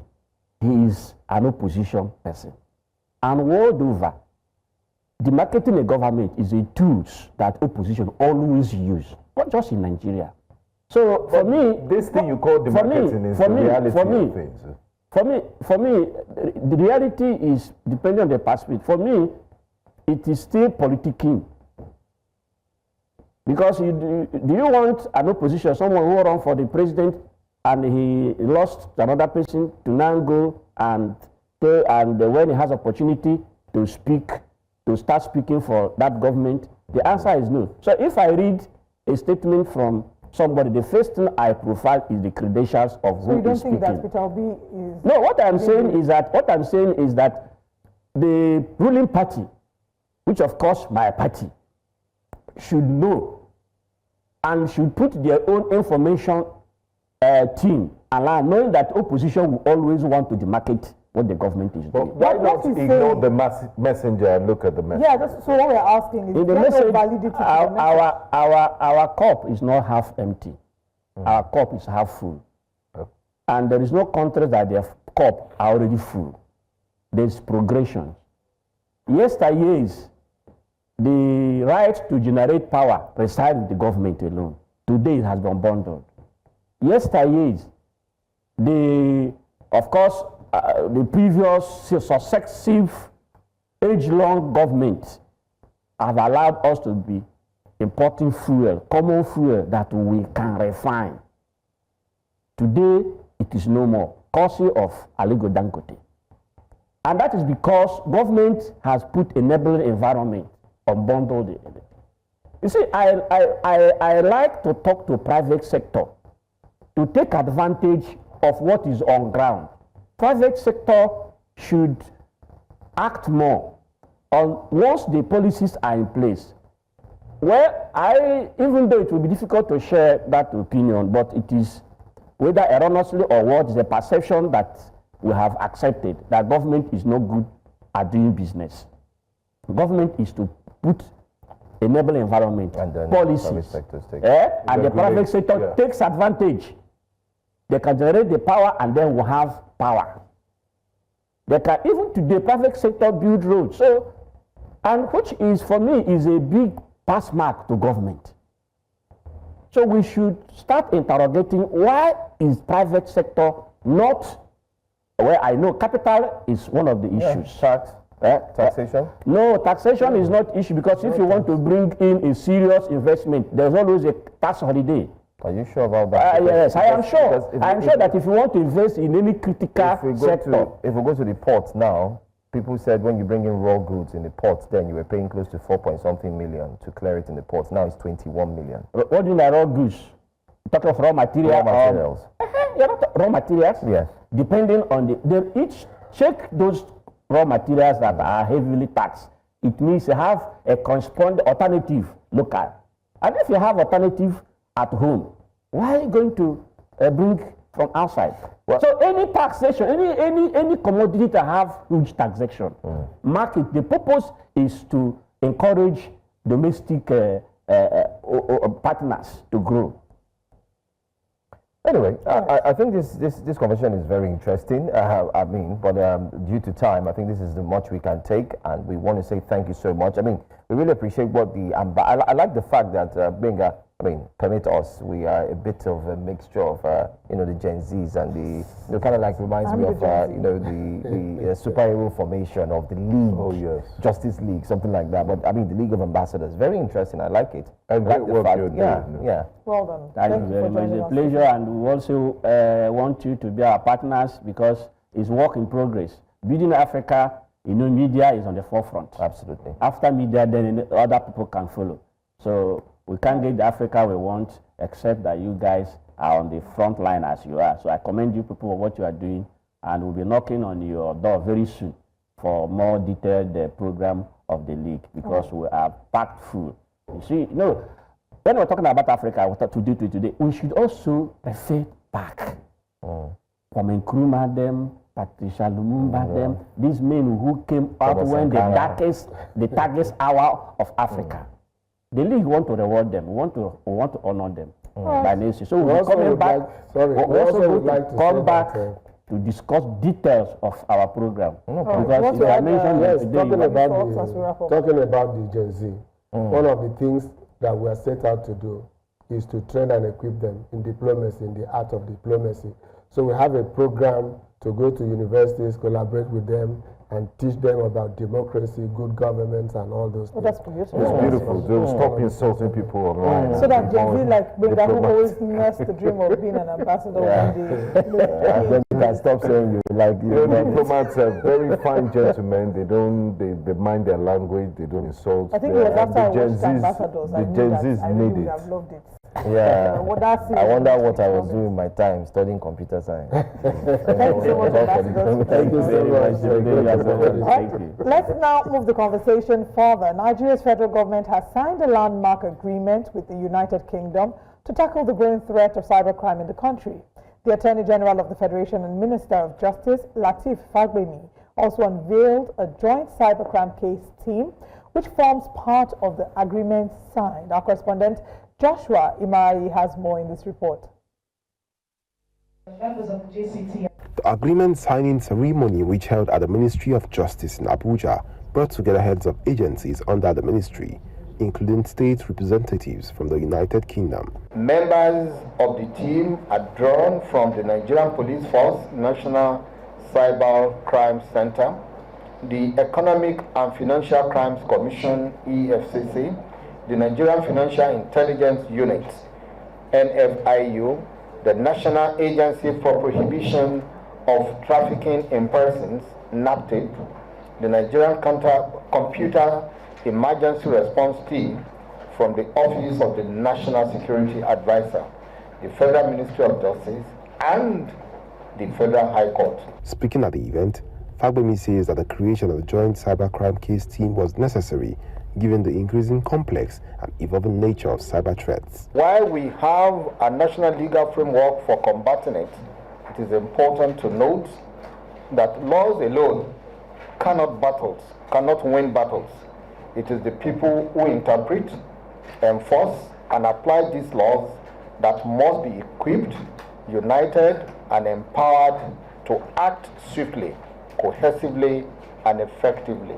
Representing the Chief Judge of the Federal High Court, Justice Inyang Ekwo commended the initiative, describing it as a timely intervention set to tackle the rising tide of cybercrime. The establishment of the case team is a crucial step in operationalizing this commitment. This dedicated team, comprising skilled professionals from diverse backgrounds and jurisdictions, will serve as a vanguard in our fight against cybercrime. Their collaborative efforts will undoubtedly enhance our capacity to investigate, prosecute, and ultimately deter these sophisticated criminal activities. Also speaking was the UK's Minister of State, who reaffirmed Britain's commitment to the agreement and to working closely with Nigeria in enforcing it. We've been very pleased to support and help where we can with the development of the joint centre today, but we know that this is an initiative which will help support tackling of cybercrime, will help bear down on criminals, and will add value to the Nigerian government's approach to crime, and also jointly with us to look at how we can improve growth in the Nigerian economy and growth in the United Kingdom economy. Stakeholders at the event described the agreement as a bold step that reflects the shared determination of both nations to decisively tackle cybercrime. In Abuja for News Central, I am Joshua Imarayi.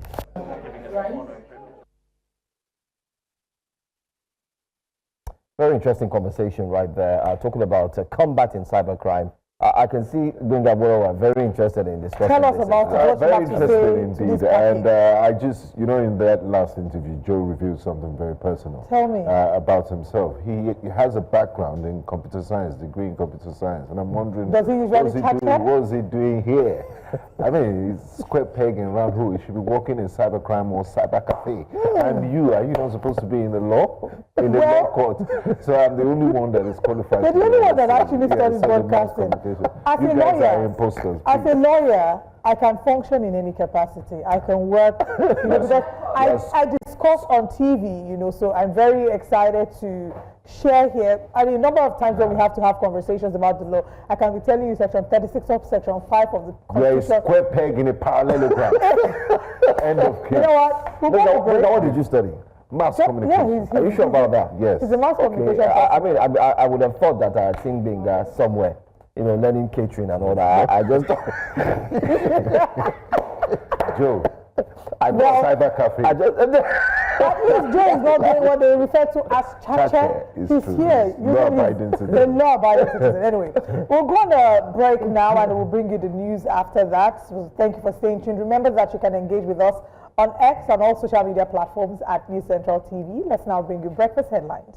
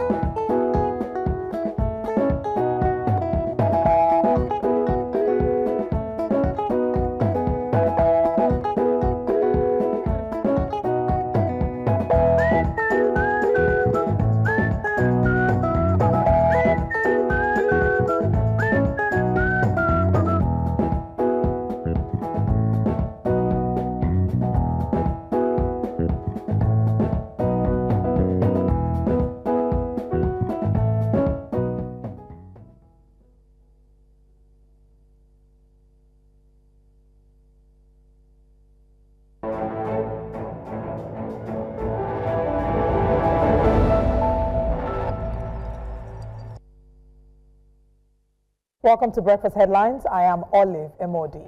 The National Judicial Council has directed the Governor of Imo State, Hope Uzodinma, to reverse the appointment of the acting Chief Judge of the state, Justice Theophilus Nzuku, and appoint the most senior judge as the acting Chief Judge of the state. The NJC, under the leadership of the Chief Justice of Nigeria, Justice Kudirat Kekereekun, also directed that Justice Nzuku should be issued a query to show cause within 7 days, while disciplinary action should not be taken against him for presenting himself to be sworn in as the CJ. Justice Nzuku was sworn in by Governor Uzodinma as the acting Chief Judge of Imo State on April 4th. The swearing-in of Nzuku came months after the former Chief Judge, Justice Teresa Chikeka, was removed by the National Judicial Council following an indictment for age falsification.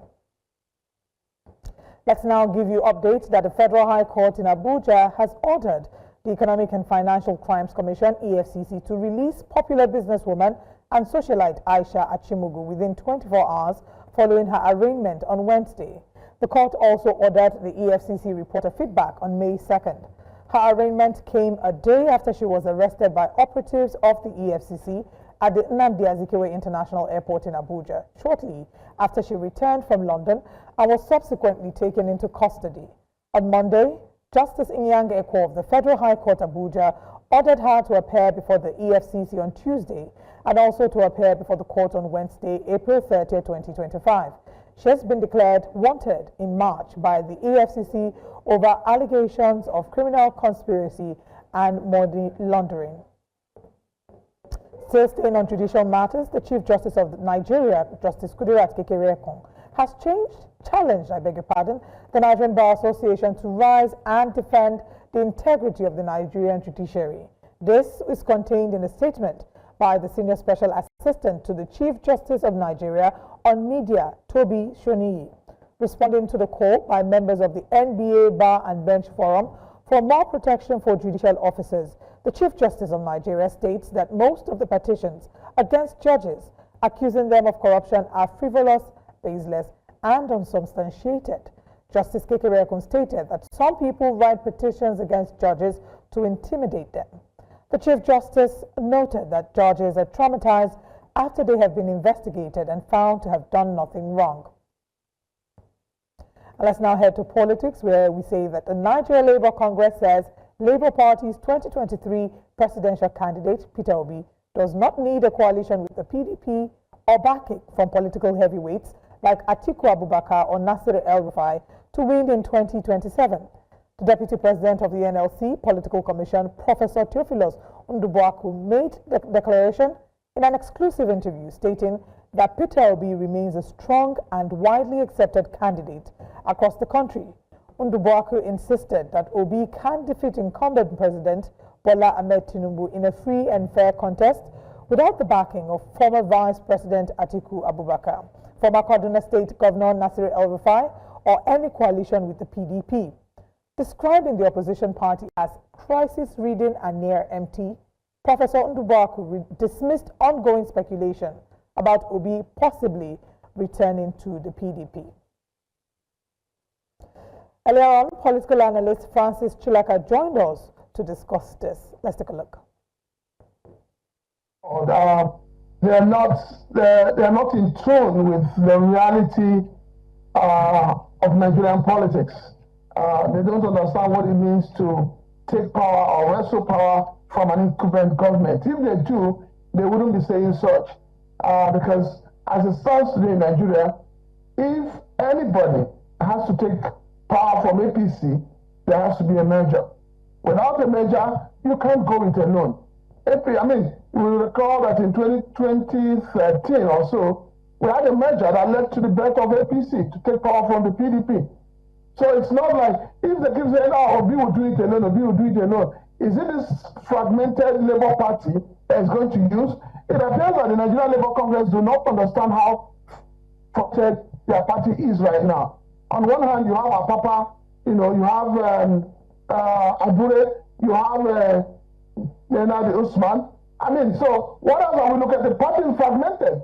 So if you're saying that Obi can go it alone. We now move away from politics. A video has emerged on social media claiming that some companies are engaging in illegal mining in Kogi State, including Manual Cement Company. But the Kogi State government has dispelled the rumor, saying that the video was orchestrated by mischief makers with inordinate interests. The State Commissioner for Information and Communications, Kingsley Fowl, said that such reports were put forward to discredit the investment viability of the state, saying Mangal Cement Company is duly registered and has added to the economic prosperity of the state. He said that the state government is always ready to support business growth for the development of the state.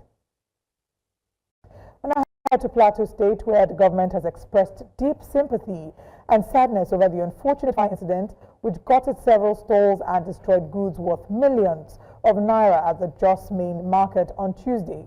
Traders were urged to continue to keep prevailing peace in the state despite the hardship that the inferno may cause. Governor Caleb Manasseh Mufwang has since mobilized a team to investigate the cause of the inferno to forestall future occurrence. On the report that we have received from chairman and the eyewitnesses that we have been getting from here, it began as a spark from a shop. So, but then we are not going to leave it at that. We would do everything to again unravel the root cause of this fire that has engulfed the terminus market, where about 500 shops have been reported to be burnt down. Can I also use this opportunity to plead with the citizens of Plateau to remain calm in a situation that we are going through as a people? This seems to be a trying moment for us as a people on the Plateau, hitting us on every side. But our resolve to remain committed, our resolve to have a will of resilience would help us to succumb all the pressures we are getting on every side. And that's all we have this morning on Breakfast Headlines. We now reconnect with Breakfast Central. I am Olive Modi.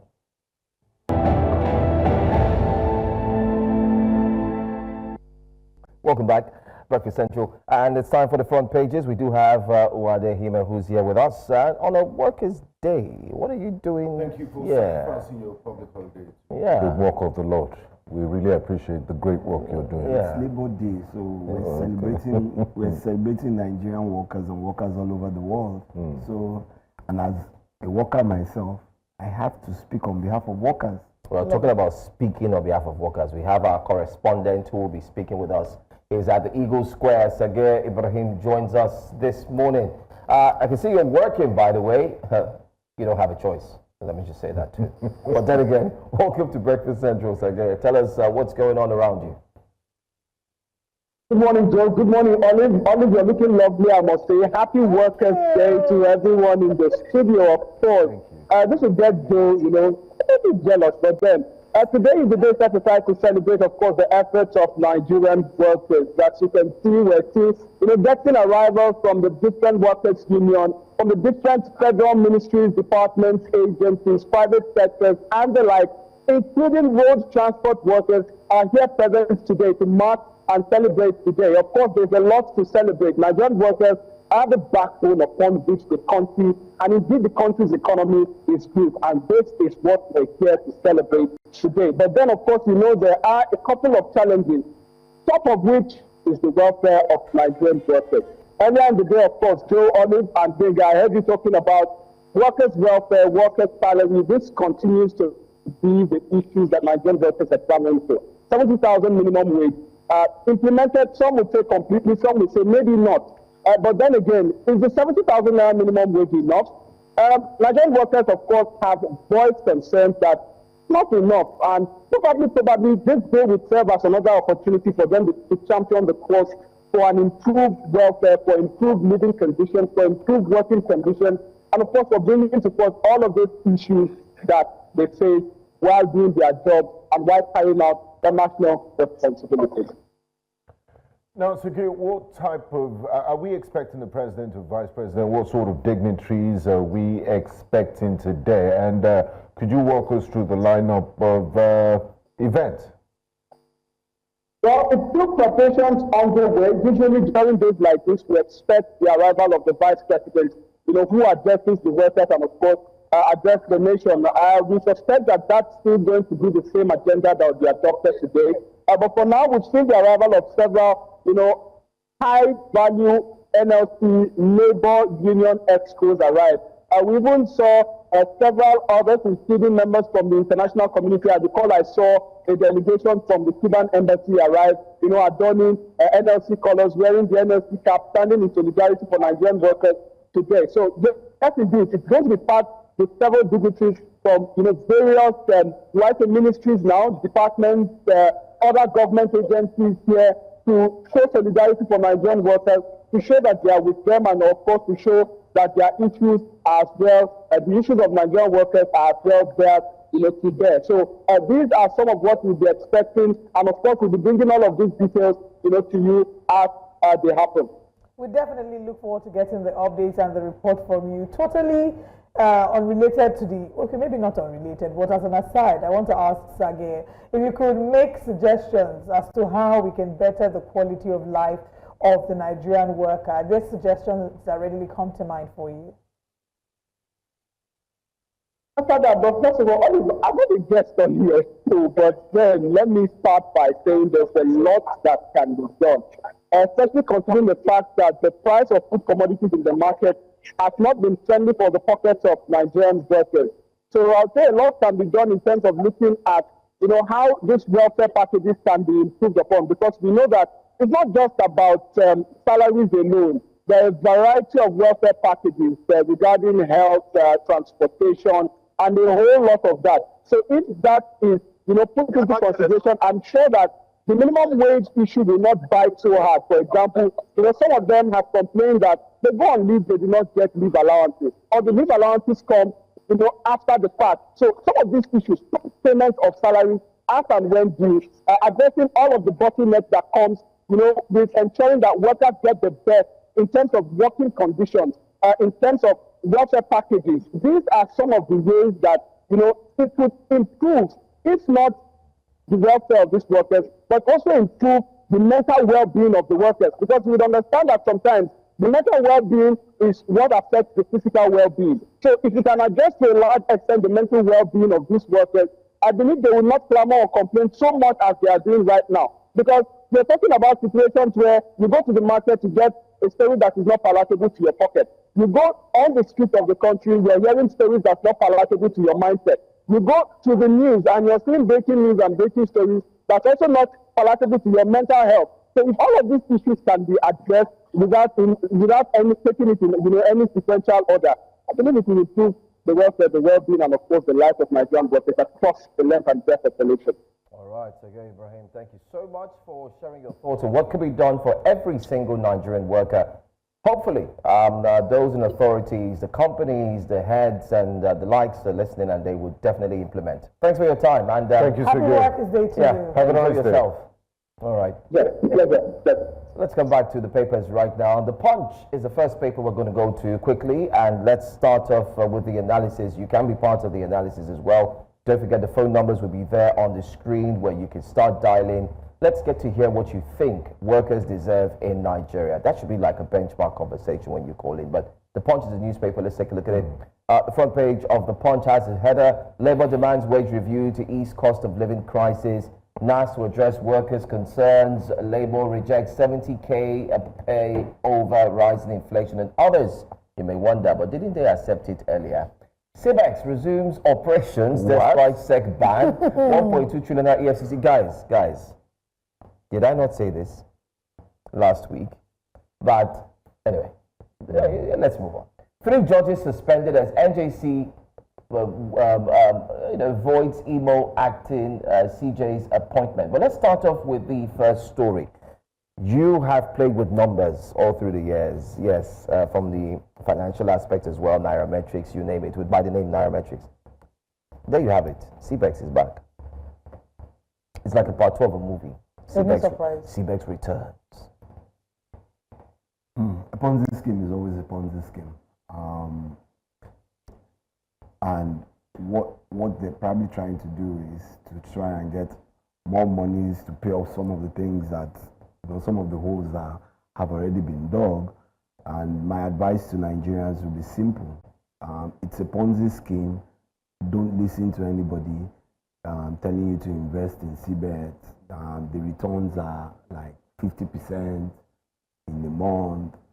Any business that is giving you, even drugs, those who the drug cartels don't get 50% returns in a month, because when you calculate the cost of producing and the cost of even managing that process, you know, yes, there's a lot of cash involved, but SEC has banned them. So Nigerians, please listen to regulatory authorities who know what this is about, and the FCC is currently probing. But it's a Ponzi scam, in my own opinion, and we should stay far away from it. Usually, you just say give it arm's length. So let's give it arm's length. Okay, all right. I mean, why do you think that, do you worry that there still will be Nigerians that would still go into this deceptive scheme? Do you think worry that there are Nigerians that will still be taken advantage of? So when you say Nigerians, yes, Nigerians, but it's human nature. Yeah, it's human nature for quick money, fast returns. But like they say, the riskier the venture, no risk, no reward. Fast and furious. So the higher the risk, the more the returns. So if you are willing to take that risk for 50% returns, and let me just say this: your 50% returns is 50% of your money being given back to you. Yeah, yeah, so that's it, pretty much. You are going to lose a circle. The other 50. The other, well, technically 100, because they will give, if you put 1 million, they give you 500,000, so you're expecting 1 million back. They say scared money don't make no money. So okay, let's look at the next paper, the Nigerian Tribune. On the front page of the Nigerian Tribune newspaper this morning, we can see the top Nigerian leaders set to host National Political Summit. We're seeing there are issues relating to constitutional democracy to be discussed.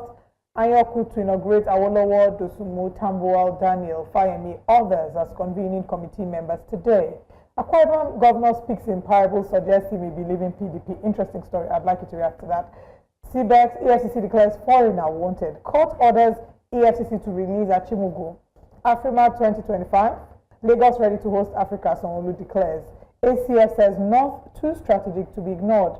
Mark Ban, MBF disagree over visit to U.S. ambassador. Appeal court upholds conviction of Professor Ogban for electoral fraud.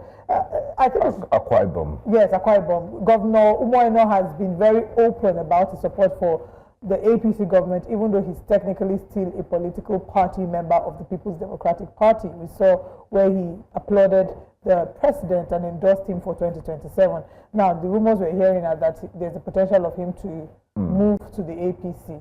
And they said he was speaking in parables. Let me just break the parables down for you. Yesterday we had a guest that moved from from PDP in Delta State to APC.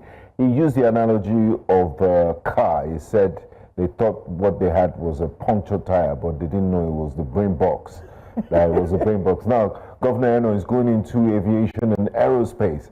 He said that the airplane is faulty in PDP and it doesn't want it to crash. So, I mean, what can you infer from a faulty airplane that is taking them to their destination? So, faulty airplane. That's the analogy. That's the parables he was speaking at. And so what he's waiting for is that signing fee has not reached where he wants to get to. So once he gets there, of course the transfer. So he has already collected his boarding pass. Well, he's looking at the contracts. Okay. Do you understand? So he's looking at the contract. So once both parties agree the fees, then the transfer will go through the window, and that's what it is. So it's a done deal. You almost, maybe they are going through the medical. If you could give you a percentage of well, so let's say so like I said, I'm for this segment of analyzing carpet crossing. Yes. We would use the transfer window. Okay. I don't want to call them defections. I want to call them transfers. Yeah. If you call them defections, then is like, but they are transfers. So people are looking at what's the sign-on fee. Then you now look at what are the clauses? So they are going to. He's probably at the stage of doing his medicals. So once he passes those medicals, you can be rested. I mean, he was spotted in the political thread. Exactly. So he would leave the which state is he? Akwa Ibom Stars. Ibom Stars, yeah. And then so he will move to what's it called? The elite. The elite league that where there is about being formed. Abuja United. Okay. Abuja United. We're still going to look at Well, it's more like Nigeria United. No, Nigeria will hail the. Or Nigeria Avengers. No. Nigeria will hail the will do well for that. Okay. Okay. We're still going to be looking at some of the papers on the front pages this morning, and we'll open the phone line shortly for you to call. Still in the spirit of Workers' Day, we have our correspondent Austin Azu, who's reporting live from the stadium in Asaba. Good morning, Austin. Happy Workers' Day, first of all. What are the celebrations looking like in Delta State? Olive, we are currently at Cenotaph, one of the event centers used by government officials here in Asaba, the Delta State capital. Of course, today is Workers' Day, and the theme for the Workers' Day here in Delta State is reclaiming the civic space in the midst of economic hardship. Of course, you should know where that Nigerians are going through a lot in terms of the economic hardship, and this is the particular area where the event is going to hold today, and is expected that over 60,000 workers from the state is expected to converge here and, of course, listen to present their demands before the state government, and thereafter listen to the response of the state government.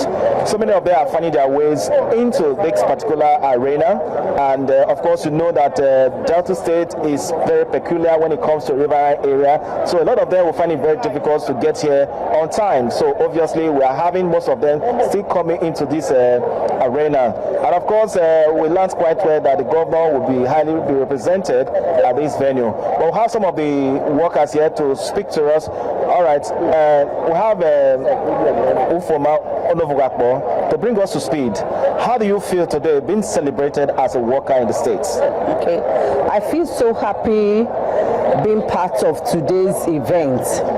It's not really been easy. We give God thanks for making it possible for us to see this year. And we are appreciating our governor for making it possible for workers to be receiving the new minimum wage. He promised last year, and by today they are already receiving it, and everybody is happy in Delta State. Okay, thank you very much. Okay, we have the chairman of TUC, Bolo. Bolo, please, you are the chairman of TUC in the state. Today is Workers' Day. Now, what are the demands of workers in Delta State here? Better attention. We already have good governance. We have good attention. Just want things to get better.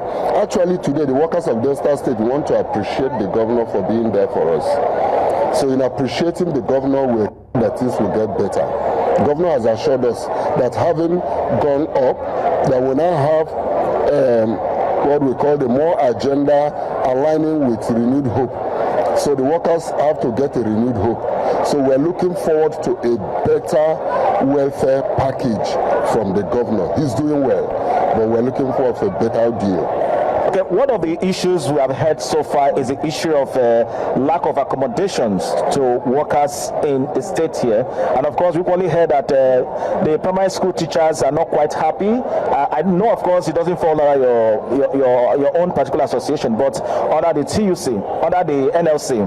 Now, in the aspect of the accommodation for workers, housing scheme, I think it's become a serious issue in the state here. Is it part of what you'll be presenting to the state government in your address? We have always presented that, and we'll still present it again. The issue is a national issue. I don't want to domesticate it in Delta State. The issue of housing today is a national issue. And we are asking the state government to look into it to see how we can find a local solution, being the state's solution to it. And I'm sure the governor is thinking about it, we'll do something about it. So we're still going to present it today. We have always presented it, we presented last year, we presented the year before. It has become a perennial issue, but we will still present it again. And we believe that we will get results. Okay, while hoping that the NLC and the Trade Union Congress in Delta State here will be able to get results from the state government, from the presentation they will be making to the governor on today's occasion. Hopefully, there will be a response.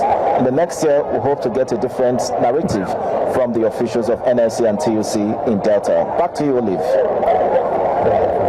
Thank you very much, Austin, for bringing us updates regarding how workers are being celebrated. We certainly want the best for the workers in Delta State, for them to feel properly seen, heard, and represented. Thank you for the report. We'll see you again.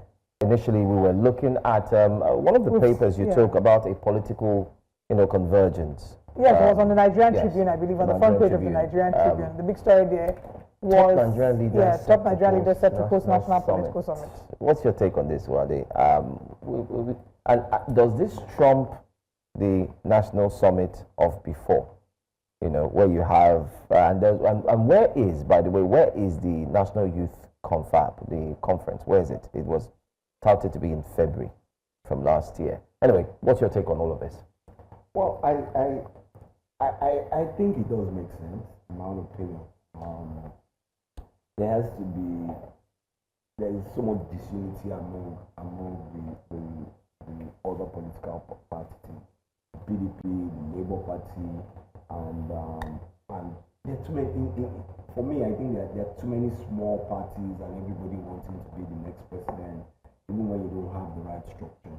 And I think this should open up the door for everybody to sit down in one space and agree and align in the best way they think they can towards, first and foremost, getting Nigerians to better understand how to go about the You know what? We'll come back to talk about that, but let's go on a very quick break. When we come back, we have more conversations this morning on Breakfast Central. Stay with us.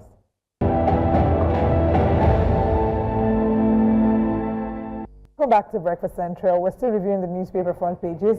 Our last paper was the Nigerian Tribune, where we talked about the political summit. We have Wade Ahimie here. Just to mention that the political summit they're talking about is a 22-member convening committee for a national political summit that's happening today in Lagos. But let's move away from the Nigerian Tribune now to the Daily Independent newspaper. And on the front page of the Daily Independent newspaper, citizens gagged can't express themselves freely. NLC says. In Rivers State, we have lawyers protest in Abuja, seek Fubara's reinstatement. This is an update with Rivers State. And CAN urges national reconciliation, calls for mutual trust. Lagos committed to development of creative industry, says Sanwo-Olu. Alleged 8.7 billion naira money laundering, court orders EFCC to release Aisha Achimogo. Experts warn IMRDC, I beg your pardon, bill will put thousands of jobs at risk. Appeal court upholds conviction of professor for electoral fraud. At the top of the papers, we see AFC urges urgent action on insecurity in the north. Enough of social science graduates. We need problem solvers, the minister says. And that's all on the front page. Well, let's talk about NLC lamenting that citizens are gagged and can't express themselves freely. Do you believe that the current administration is one that runs against dissenting voices, or do you agree with the NLC? Not really. And why did I say that? You're free to speak, but the only thing is that they have the louder voices at the end of the day. So whether it's on social media or it's us who do analysis, we just try and as much as possible to share opinions and say what we believe and think is the right path to go. But by and large, I don't think they are. What you are free to express yourself.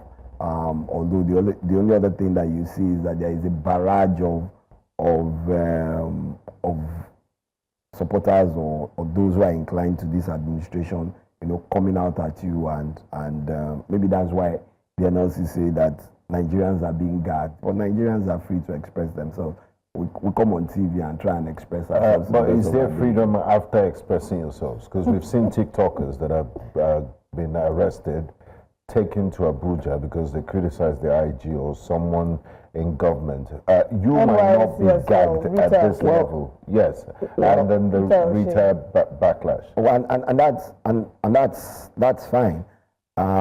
Which is wrong in my own opinion. However, freedom of speech doesn't mean that at the end of the day we don't follow the rules and regulations of what you say, and that's why you see many times when we come here and analyze, we are always being practical about the things that are being said. Where I don't have any evidence or any documentary evidence, I'm not going to tell you that, this has happened and this has not happened.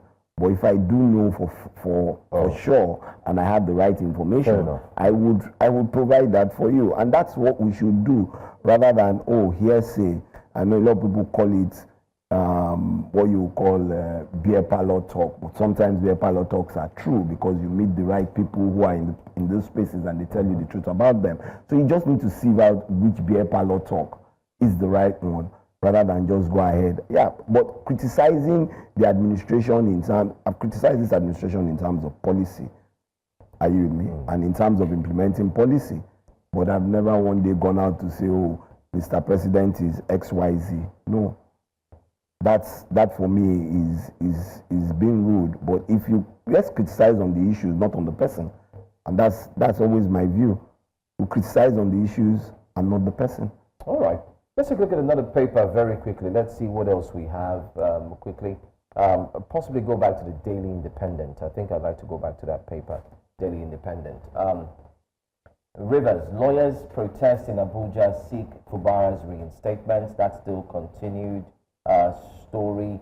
Can urges national reconciliation, calls for mutual trust. Lagos committed to development of creative industry, says Sanwo-Olu. And then this big one, it says alleged 8.7 billion naira money laundering. Court orders EFCC to release Aisha at Chimago. I'm sure you saw that story flying up and down where she went on a hunger strike. She's not going to eat, but then again, she presented herself to the EFCC. Videos were also in circulation right there in the court as well. Let's go on the break. We'll be right back.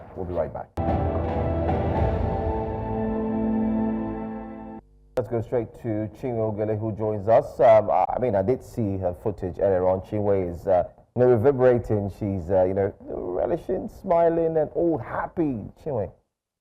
All right. Hi, Chinwe. Let me stop with all the eulogies, and all that. How are you doing, by the way? It's Workers' Day. Happy Workers' Day. Yes, thank you very much, and I wish you just the same. It's a happy day for workers all over the world. I believe people are happy, not just me, because they get to be celebrated, at least even if it's just once in a year. So that's what today is about. Great. I can see behind you, the stage is set. I could also see the tent. Everything looks set and prepared. Can you tell us what is expected today? And also let us know who would be coming there to join them. Okay, expectedly, the leadership of the NLC and TUC, that is the organized labor in Abia State, will be here later on today to give their addresses concerning workers' plight and what they expect from the government, in the year that we are in. It's also expected that the governor of the state will be here, because I've also seen some of his security operations and his advanced team coming to make sure that everything is in place before his arrival. The governor will also be expected to make an official announcement of a recent review of the health workers' salary structure that was announced earlier on in the week. So today, we expect that officially he will make that pronouncement, and some other benefits and welfare packages that the workers in the state expect to hear from him. So basically, the people that are expected to be here today will be the workers, the workers themselves of the different unions, the government officials, and also other people that the organized labor in the state has invited. But then I have here with me a gentleman, one of the workers' leaders of the unions here in Abia State, who would also want to throw more light as to what the day will bring for us. Hello, good morning. Yeah, good morning. What's your name, sir? My name is Comrade Osita Irebu. Okay, and you are of which union? I'm the State Secretary of Nigerian Civil Service Union. Okay, sir. As a worker, today is Workers' Day. What do you expect to, get from here today? Because last year, I remember during the Workers' Day, the workers didn't leave so happy. So, what are your expectations from the governor from today? Well, first of all, in the whole scenario here, You know, like Nigerian Civil Service Union is an affiliate of Nigerian Labour Congress. And in Nigerian Labour Congress, for today's May Day, we have a theme which is titled Reclaiming the Civic Space in the Midst of Economic Hardship. Now, going back to your question about what workers experienced, though I wasn't here last year because I was just recently transferred to Abia State Council, so I cannot be in a position to tell you what really actually happened last year. But at least today we are highly optimistic that the governor might be hearing from him for the first time since the negotiations towards the minimum wage. So there are a lot of issues. The kind of the high percentage in the tax to civil servants, everybody has been murmuring it, and I think today we need to see the governor address the workers, and this is where we can now say, maybe you can now call me back in your studio, we can discuss more about this. Thank you. Thank you very much. Okay. All right. So there you heard it from one of the workers here in Abia State as to what they expect from the government. There have been some issues, and like he rightly pointed out, the negotiations the governor had with the organized labor concerning issues of salaries and allowances. So expectedly, all that will be addressed today so that at the end of the day, the workers will leave happier than they came. Ogele, for that report. Well, it seems everybody is indeed having something to do, especially with the NLC and the TUC in different states. Thank you, by the way. We look forward to join you again in our subsequent programming. All right, guys. So, I mean, I think it's been a packed show. If you ask it has. And I think final thoughts will be from Wade to find out. Yeah. I mean, Workers' Day. 1 minute max or 30 seconds, Workers' Day, what are the reforms you would love to see? What are the changes you'd love to advocate for workers? So change, first and foremost, changes that workers get a decent wages that not take them to the bus stop but take them home. But even the workers themselves have to come back and realign how work is being done, because it should be apolitical and build systems that would outlive them as workers. Because when you retire, there are new people that come in, and when there is no system, then you depend on the messiah. All in all, I wish all workers across the world a wonderful Workers' Day. Thank you. And from all of us here, we wish you a wonderful Workers' Day. This forms our May Day special. Thank you for joining us this morning. To everyone who's joined us via DSTV, GoTV, as well as those watching virtually, thank you for your time. I look forward to seeing you join us tomorrow as well. But enjoy the rest of your Workers' Day celebration. We have more packed, shows waiting for you. Please do not tune away from News Central. I am Olive Emodi, and I'll see you tomorrow.